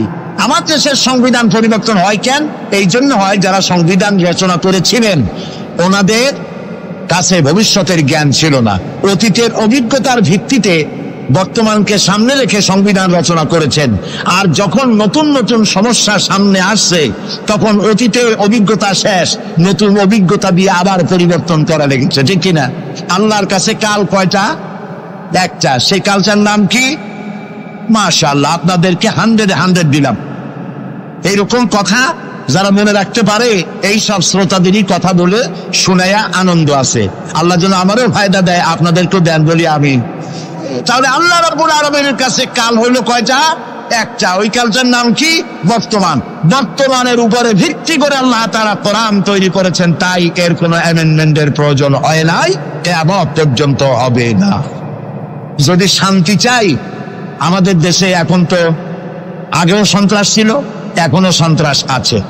সন্ত্রাস নির্মূল আমরা করতে পারবো না যতক্ষণ না এই কোরআনের শাসন প্রতিষ্ঠিত হচ্ছে, ততক্ষণ পর্যন্ত সন্ত্রাস নির্মূল করা যাবে না। এই ব্যাপারে আরো কথা সামনে বলবো, বলেন ইনশাআল্লাহ। প্রিয় ভাই সব, তো আল্লাহ রাব্বুল আলামিন আমাদেরকে একখানা কিতাব দিলেন, আর জিজ্ঞেস করলেন, আমাদেরকে বললেন, আফাগায়রা দীনিল্লাহি ইয়াবগুন وله أسلم من في السماوات والأرض طوعا وكرها أفغير دين الله يبغون। আল্লাহর দেওয়া জীবন ব্যবস্থাকে ছেড়ে দিয়ে মানুষের তৈরি করা, অন্যের তৈরি করা কোন জীবন বিধান তোমরা তালাশ করো নাকি? আল্লাহ প্রশ্ন করছো। ওয়ালাহু আসলামা মান ফিস সামাওয়াতি ওয়াল আরদ, অথচ আকাশে যা আছে, জমিনে যা আছে, আমি দত্তের মস্তক সবাই অবনত করে দিয়েছে আমি আল্লাহর সামনে। সুবহানাল্লাহ। আর তাই সেখানে শান্তি। যারা আল্লাহর আইন মানে সেখানেই শান্তি। দেখেন, একটু আগে আমি বলেছিলাম শুরুতে, সকল প্রাণীর আত্মরক্ষার হাতিয়ার আছে। আমাদের যদি আত্মরক্ষা করতে হয়, লাঠি, বন্দুক, ছুরি ইত্যাদির আশ্রয় দিতে হয়। আমার শরীরে, আপনার শরীরে আত্মরক্ষামূলক কোন হাতিয়ার বলে নাই। এখন আপনি বলেন, আত্মরক্ষার হাতিয়ার আছে বাঘের। সুন্দরবনে বাঘ আছে নাকি নাই? আপনারা কি এটা শুনেছেন যে গত বছর সুন্দরবনের বাঘেরা কোনো একটা বিষয় নিয়ে রাগারাগি করিয়া নিজেরা কামড়াকামড়ি করে 200 বাঘ মারা গেছে। হয়েছে এরকম? কুমিরের এত বড় বড় দা এরকম খিল লেগে যান। এইসব কুমিরেরা তারা জঙ্গলে অথবা নদীর ভিতরে মারামারি করিয়া নিজেরা মারামারি করে 400-500 কুমির মারা গেছে। পাখিরা মারামারি করে মরছে, সাপেরা মারামারি করে মরছে। এরকম হয়েছে কখনো? হয় না। বরং আমি বলতে চাই, এই পৃথিবীতে বাঘে, সাপে, কুমিরে, হাঙ্গরে, সিংহে যত না মানুষ মেরেছে, মানুষেরা নিজেরাই তার থেকে লক্ষ গুণে বেশি মানুষ মেরেছে। ওদের মধ্যে শান্তি আছে, আমাদের মধ্যে শান্তি নেই। ওরা আল্লাহর আইন মানে, মানুষ আল্লাহর আইন অমান্য করে, আর সেই জন্যই মানুষকে অশান্তি পোহাতে হয়। এই অশান্তি থেকে বাঁচতে হলে পথ কি? আল্লাহ রাব্বুল আলামিন বলেন, ইত্তাবিউ মা উনজিলা ইলাইকুম মির রাব্বিকুম ওয়া লা তাত্তাবিউ মিন দুনিহি আউলিয়া। ইত্তাবিউ মা উনজিলা ইলাইকুম মির রাব্বিকুম, আনুগত্য করো, অনুসরণ করো, অনুকরণ করো ওই জিনিসের যা তোমার রবের পক্ষ থেকে নাজিল হয়েছে। কি নাজিল হয়েছে বলেন? এইটার অনুসরণ করো। ওয়ালা তাত্তাবিউ মিন দুনিহি আউলিয়া। আর তোমাদের নেতারা যা কিছু তোমাদের জন্য বানিয়েছে তার অনুসরণ করো না। মানব রচিত আইনে শান্তি নাই। আল্লাহ তাআলা বলছেন, আমার বান্দারা, ইত্তাবিউ মা উনজিলা ইলাইকুম মির রাব্বিকুম, আল্লাহর পক্ষ থেকে যে কিতাব আসছে এইটার অনুসরণ করো, এটার মধ্যে সব আছে। নবী করিম সাল্লাল্লাহু আলাইহি ওয়াসাল্লাম এটাকে দিয়েছিলেন যেভাবে সেইভাবে করতে হবে। আমরা কি নবীকে সেই মর্যাদা দেই? না দেইনি। মুহাম্মদ সাল্লাল্লাহু আলাইহি ওয়াসাল্লামকে মনে করেছি অন্যান্যরা যেমন নেতা, মুহাম্মদ সাল্লাল্লাহু আলাইহি ওয়াসাল্লাম এইরকম একজন ধর্মীয় নেতা। কোরআন শরীফকে মনে করেছি বাইবেল যেমন ধর্মগ্রন্থ, কোরআন ওইরকম একটা ধর্মগ্রন্থ।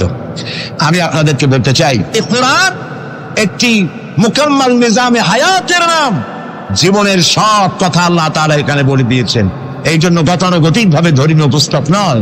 আর মুহাম্মদ সাল্লাল্লাহু আলাইহি ওয়াসাল্লাম গতানুগতিক ভাবে কোন ধর্মীয় নেতা নন।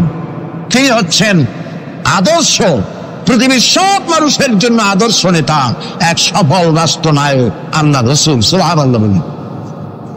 নবী করিম সাল্লাল্লাহু আলাইহি ওয়াসাল্লাম রাষ্ট্র প্রতিষ্ঠা করেছেন, ইসলামের রাষ্ট্র। তার বুনিয়াদ কি? ওয়াতাসিমু বিহাবিলিল্লাহি জামিআ ওয়া লা তাফাররাকু। ঐক্যবদ্ধভাবে আমার রজ্জুকে, আল্লাহর রশিকে মজবুত করে ধারণ করো। কে বলতেছেন? আল্লাহ। নবী করিম সাল্লাল্লাহু আলাইহি ওয়াসাল্লাম যে রাষ্ট্র পরিচালনা করেছিলেন, সেখানে কোনো জাতি, বর্ণ ও আঞ্চলিকতাকে গুরুত্ব দেওয়া হয় নাই। সেখানে গুরুত্ব দেওয়া হয়েছে হাবলুল্লাহ। হাবলুল্লাহ মানে কি বলেন? আল্লাহর রশি। বলেন আপনারা, হাবলুল্লাহ মানে কি? আল্লাহর রশি। আল্লাহর রশি কি? এটাকে রশি বলা হইল কেন? বলবো এটাকে রশি বলা হইল কেন? আমরা ছিলাম বেহেশতে। কোথায় ছিলাম? পড়ে গেছি কোথায়? ধরুন এটা একটা কুয়া, দুনিয়াটা কি? কুয়া। বেহেশতে থেকে পড়ে গেছি কুয়ার মধ্যে। এখন কুয়ায় পতিত মানুষ উঠাবার জন্য সব থেকে ভালো কি? বাঁশ। কুয়ায় পতিত মানুষ উঠাবার জন্য কোন জিনিস সব থেকে ভালো? রশি। আল্লাহ তাআলা কোরআন নামক একটা রশি ফেলাই দিলেন। পড়ে গেছে দুনিয়ায়, আমি চাই তোরা আবার তোদের হারানো বাড়িতে ফিরে আয়। এখন এটা রশি আল্লাহ ফেলাই দিলেন। কুয়ার মানুষ উঠাবার জন্য রশি সব থেকে ভালো, তবে রশির 2টা শর্ত লাগবে। শর্ত কয়টা? 2টা। 1 নম্বরের শর্ত হলো রশি যেন পচা পাটের দড়ি না হয়। তাহলে পরে নিচে যারা ছিঁড়ে পড়বে, উপরে যে টান দিয়ে উঠাইতে যাবে, ছিঁড়া গিয়া প্রতিত মানুষের দাঁতটা ছিল ওগুলো ভাঙিয়ে শেষ হয়ে যাবে। তাহলে দড়ি কি হইতে হবে? মজবুত। 2 নম্বর, যিনি ধরে টান দিবেন তার হাত হতে হবে মজবুত। তা না হলে পরে যত মানুষ ছিঁড়ে পড়বে, ওই হাত থেকে যদি দড়ি ফসকে যায়, যাও চান ছিল তাও শেষ। উপরে ধরে আছেন কে? রশির অপর প্রান্ত। আল্লাহর এই রশি কি পচা পাটের দড়ি? এর থেকে মজবুত দড়ি আর আছে? এই দড়ির অপর প্রান্তে ধরেছেন কে? যেটা পৃথিবীর সব মানুষ একত্রিত হয়ে এই রশি ধরো। আল্লাহ তাআলা বলেছেন অপর প্রান্ত ধরে হারানো বাড়ি জান্নাতে ফিরাই দেব। নবী করিম সাল্লাল্লাহু আলাইহি ওয়াসাল্লামের এটাই ছিল তার রাষ্ট্র প্রতিষ্ঠার মূলনীতি। কোরআন ধরো, কোরআন বোঝো। এই কোরআন দিয়ে তিনি একটি বিচার ব্যবস্থা চালু করলেন কোরআন দিয়ে। রাসূলুল্লাহ এখন প্রেসিডেন্ট, রাসূলুল্লাহ এখন কি প্রেসিডেন্ট। দেখেন বিচার কেমনে হচ্ছে। আল্লাহ রাব্বুল আলামিন কোরআনের আয়াত দিয়ে বিচার ব্যবস্থা কন্ট্রোল করে দিলেন। বিচারে কারো পক্ষপাতিত্ব করা যাবে না। ওয়াইদা হাকামতুম বাইনান নাসি আন তাহকুমু বিল আদল। আল্লাহ তাআলা বলেন, তোমরা যখন লোকদের মাঝে বিচার করবে, সুষ্ঠু বিচার করবে, ভালো ফয়সালা করবে, সুবিচার করবে। আর বিজাতীয়দের ব্যাপারে, অমুসলিমদের ব্যাপারে বিচার করতে গিয়ে তাদের উপরে জুলুম করবে না। ওয়ালা ইয়াজরিমান্নাকুম শানাআনু কওমিন আলা আন তা'দিলু। বিচার করতে গিয়ে হিন্দু, খ্রিস্টান, বৌদ্ধ, মুসলমান না, এই চিন্তা করে অমুসলিমদের উপরে বিচার করবে না। বিচার করতে হবে, সে বিচার যদি মুসলমানদের গায়ে লাগে তাও লাগুক, বিচার হতে হবে সুবিচার। প্রিয় ভাই সব, এই বিচারের ভিতরে জেনাকারের শাস্তি আছে। জেনাকারের শাস্তি কি হবে? চোরের শাস্তি কি হবে? আল্লাহ তাআলা বলে দিলেন, আস-সারিকু ওয়াস-সারিকাতু ফাকতাউ আইদিয়াহুমা। চোর পুরুষ হোক আর নারী হোক, উভয়ের হাত কেটে দাও। এই আইনটা কার? আল্লাহ তাআলার আইন। এই আইনকে কিছু কিছু লোক বলে এইটা নাকি বর্বর আইন, বলেন নাউযুবিল্লাহ। আল্লাহর আইনকে যদি কেউ বর্বর আইন বলে, তার ঈমান থাকে? তার ঈমান তো নাই, থাকবে কি? আল্লাহ বলছেন হাত কেটে দাও। এখন যারা এটার বিরুদ্ধে, তারা বলে কি জানেন? ওদের তো বলা হয় বুদ্ধিজীবী। কি জীবী?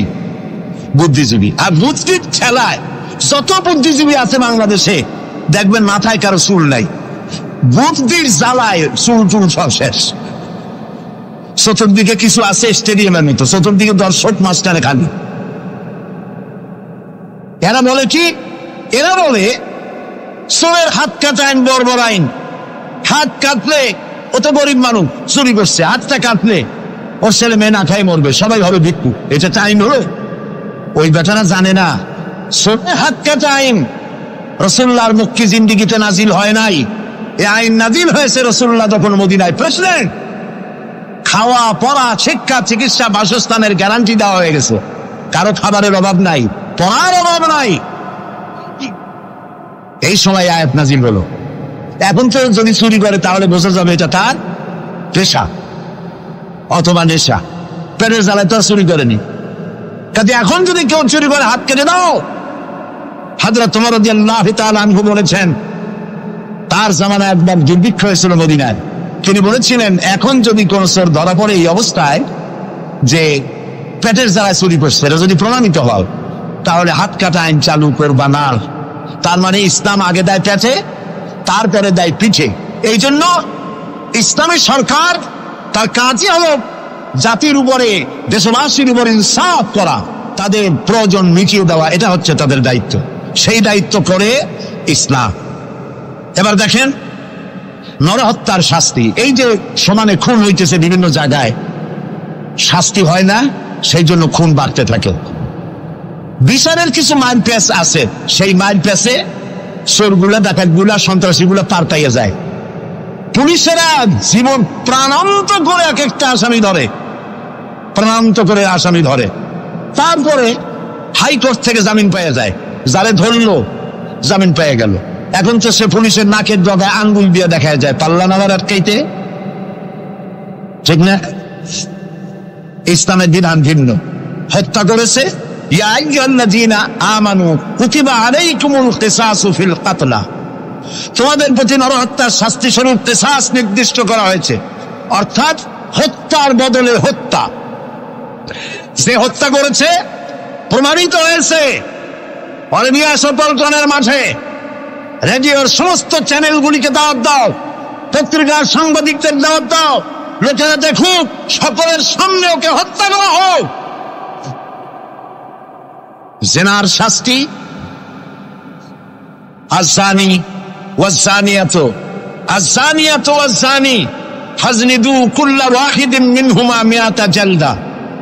জিনাকার পুরুষ জেনাকারিনী মহিলা 100 দৌড়া মারো যদি অবিবাহিতা হয়, আর বিবাহিতা হলে প্রাণদণ্ড দাও। একজন ধর্ষক যে নারী ধর্ষণ করেছে, ধর্ষণ হচ্ছে না, বিচার নাই। ওই আমলে গত 5 বছরে জাহাঙ্গীরনগর বিশ্ববিদ্যালয় এক কুলাঙ্গার 100 বার জেনা করেছে, 100 বার। তারপরে ককটেল পার্টি করেছে। যখন পত্র পত্রিকায় সমালোচনার ঝড় উঠল, তখন সেই সময়ের নেতৃবৃন্দরা এর একটা বিচার উঠেছিল। সেই বিচার হলো ওই কুলাঙ্গার তাদেরই সোনার ছেলে, তারে ডাইকা মাথায় হাত বুলাইলো, এই দুষ্ট ছেলে, এরকম করতে নাই। এই হলো বিচার। ইসলামের বিচারটা কি? ইসলামের বিচার হয়েছে ধর্ষক প্রমাণিত হয়েছে, নিয়ে আসো ময়দানে, চতুর্দিকে লোকেরা পাথর নিয়ে দাঁড়াও, পাথর মেরে ওর গায়ের গোস্ত, হাড্ডি, চর্বি, চামড়া, রক্ত বাতাসের সাথে উড়ায় দাও। এই দৃশ্য যারা দেখবে উপস্থিত থেকে, রেডিও এবং টেলিভিশনের মাধ্যমে যারা দেখবে, চিন্তা করেন এরপরে যদি ধর্ষণ এই নামটা যদি মাথায় আসে, 15 জগ পানি খাওয়া লাগবে ধর্ষণে, ঠিক কিনা বলে? এই বিচারটা কার? চিল্লাবেন।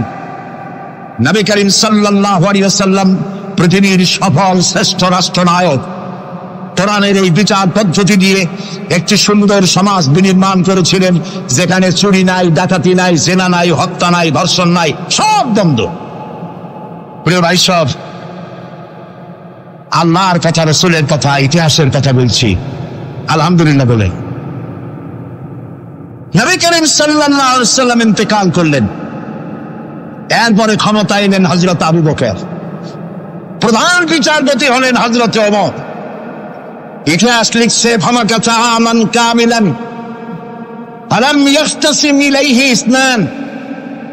1 বছর পার হয়ে গেল, হযরত ওমরের বিচারালয় একটা লোক বিচার চাইতে আসে নাই। আছে পৃথিবীতে কোন ইতিহাস এরকম যে 1 বছরে প্রচুর মামলা হয় না? বলেন আপনারা, আছে?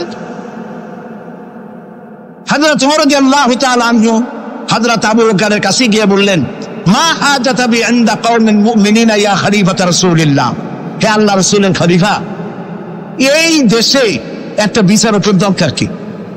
তিনি জিজ্ঞেস করলেন, লিমাযা? কইছে, আমি তো এক বছর থাকলাম, খালি বসে বসে কাঠখড়ি গুনলাম, কেউ বিচার চাইতে আসলো না। হযরত আবু বকর জিজ্ঞেস করলেন, তোমার কাছে যে কেউ বিচার চাইতে আসলো না, তার কারণ কি? তিনি বললেন, দীনুহুমুন নাসিহা, এই জাতির দিন হচ্ছে নাসিহা করা, পরস্পরের কল্যাণ কামনা করা।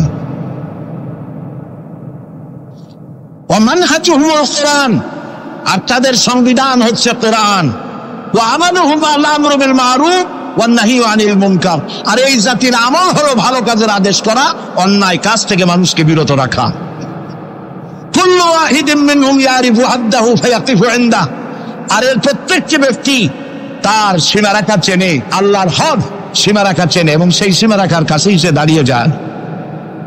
সুতরাং এই যখন এই জাতির অবস্থা, ফাফিমা হুম ইয়াখতাসিমুনা ইলাইয়া ইয়া খলিফাত রাসূলিল্লাহ সাল্লাল্লাহু আলাইহি ওয়াসাল্লাম, এই যখন জাতির অবস্থা, সেই জাতি মামলা করতে আসবে কেন? সুবহানাল্লাহ। মামলা নাই, মোকদ্দমা নাই, এমন একটি সমাজ নবী করিম সাল্লাল্লাহু আলাইহি ওয়াসাল্লাম তৈরি করেছেন।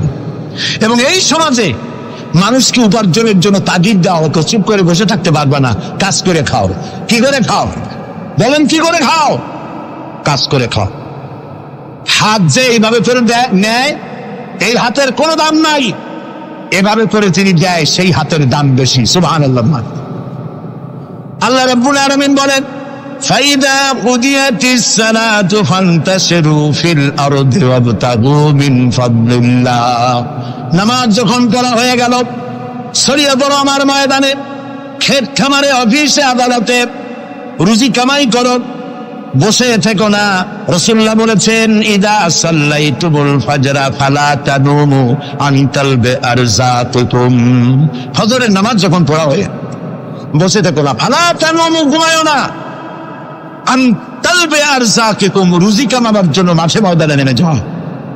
হযরত ওমর রাদিয়াল্লাহু তাআলা আনহু মসজিদে নববীতে ফজরের নামাজ পড়ে দেখলেন এক গ্রুপ লোক সেখানে বসা। জোহরের সময় দেখলেন সেই লোকগুলি বসা, আসরেও দেখলেন, মাগরিবেও দেখলেন, এশায়ও দেখলেন। প্রশ্ন করলেন, তোমরা যে এখানে বসা, তোমরা কারা? গতকাল ফজর থেকে আজকে এশা পর্যন্ত দেখতেছি, তোমরা কারা? তারা বললো যে আমরা এখানে আল্লাহর জিকির আজগার করি, দূর থেকে আসছি। খাও কি? কয় যে কিছু লোকেরা আমাদেরকে রান্না বান্না করে খাও, আমরা আল্লাহর জিকির করি তো এই জন্য রান্না বান্না করে আমাদের খাওয়াই যায়। হাজরা তোমার বলছেন তোমাদের মতো অলসগুলোরে যে খাওয়ায়, তোমাদের থেকে ওই লোকগুলির মর্যাদা আল্লাহর কাছে অনেক বেশি। তবে মনে রাখো, আগামীকাল ফজরের পরে যদি এই জায়গায় তোমাদেরকে বসে থাকতে দেখি, ব্যাট মেরে মসজিদের নববী থেকে বের করুন। কাজ করো। ইসলাম কাজের প্রতি উৎসাহিত করেছে এবং ধনাঢ্য লোককে দায়িত্ব দিয়েছে, অফি আমওয়ালিহিম হাক্কুল লিসাইল ওয়াল মাহরুম। ধনীদের উচিত গরিবদের অধিকার আদায় করে দেওয়া, তাই লা ইয়াকুনা দুলাতাম বাইনাল আগনিয়াই মিনকুম, যাতে করে তোমাদের সম্পদগুলি গুটিগত কুরুচের ভিতরে যেন পঞ্জীবিত হয়ে না থাকে। নবী করিম সাল্লাল্লাহু আলাইহি সাল্লাম তার রাষ্ট্র ব্যবস্থার মধ্যে একটি ব্যাংক তৈরি করেছিলেন। ব্যাংকের নাম ছিল বাইতুল মাল। বরুণ ব্যাংকের নাম কি ছিল? বাইতুল মাল। এই বাইতুল মাল ইনগ্রাল সেশন, ওপেনিং সেশন, এই বাইতুল মাল ব্যাংকের রাসূলুল্লাহ উদ্বোধন করলেন। উদ্বোধন করার সময় তিনি বললেন, মান তারাকা দায়নান আও দিয়ান ফালাইয়া, আমার রাষ্ট্রের ভেতরে কোন মানুষ যদি ঋণগ্রস্ত হয়ে মারা যায় আর তার ঋণ পরিশোধের কোন সুযোগ যদি না থাকে তার ছেলে মেয়ের কাছে, তার বউয়ের কাছে, তাহলে তার অসহায় সমস্ত ইতিম বাচ্চা পরিবারের লোকগুলি আর ঋণ পরিশোধের দায়িত্ব আমি মুহাম্মদ সাল্লাল্লাহু আলাইহি সাল্লাম আমার কাঁধে উঠাইয়া নিলাম। এটি ছিল সোশ্যাল ওয়েলফেয়ার স্টেট, একটি কল্যাণ রাষ্ট্র। এই পৃথিবীতে কল্যাণ রাষ্ট্রের কনসেপশন সর্বপ্রথম যিনি দিয়েছেন, আধুনিক রাষ্ট্র প্রতিষ্ঠান রূপকার বিশ্বনবী মুহাম্মদ রাসূলুল্লাহ সাল্লাল্লাহু আলাইহি ওয়াসাল্লাম। তাই রাষ্ট্র ছিল সুখী, সমৃদ্ধ, চুরি নাই, ডাকাতি নাই, মাস্তানি নাই, সাদাবাজি নাই। এই দৃশ্য যখন কাফেরেরা দেখলো, তখন কাফেরেরা মনে করলো যে আমরা তো খামোখাই রাসূলের সাথে বিরোধিতা করেছি, উনি তো আমাদের শত্রু না। তখন অবস্থাটা কি হলো? আল্লাহ রাব্বুল আলামিন এই পরিস্থিতিতে সূরা নাসর নাজিল করলেন।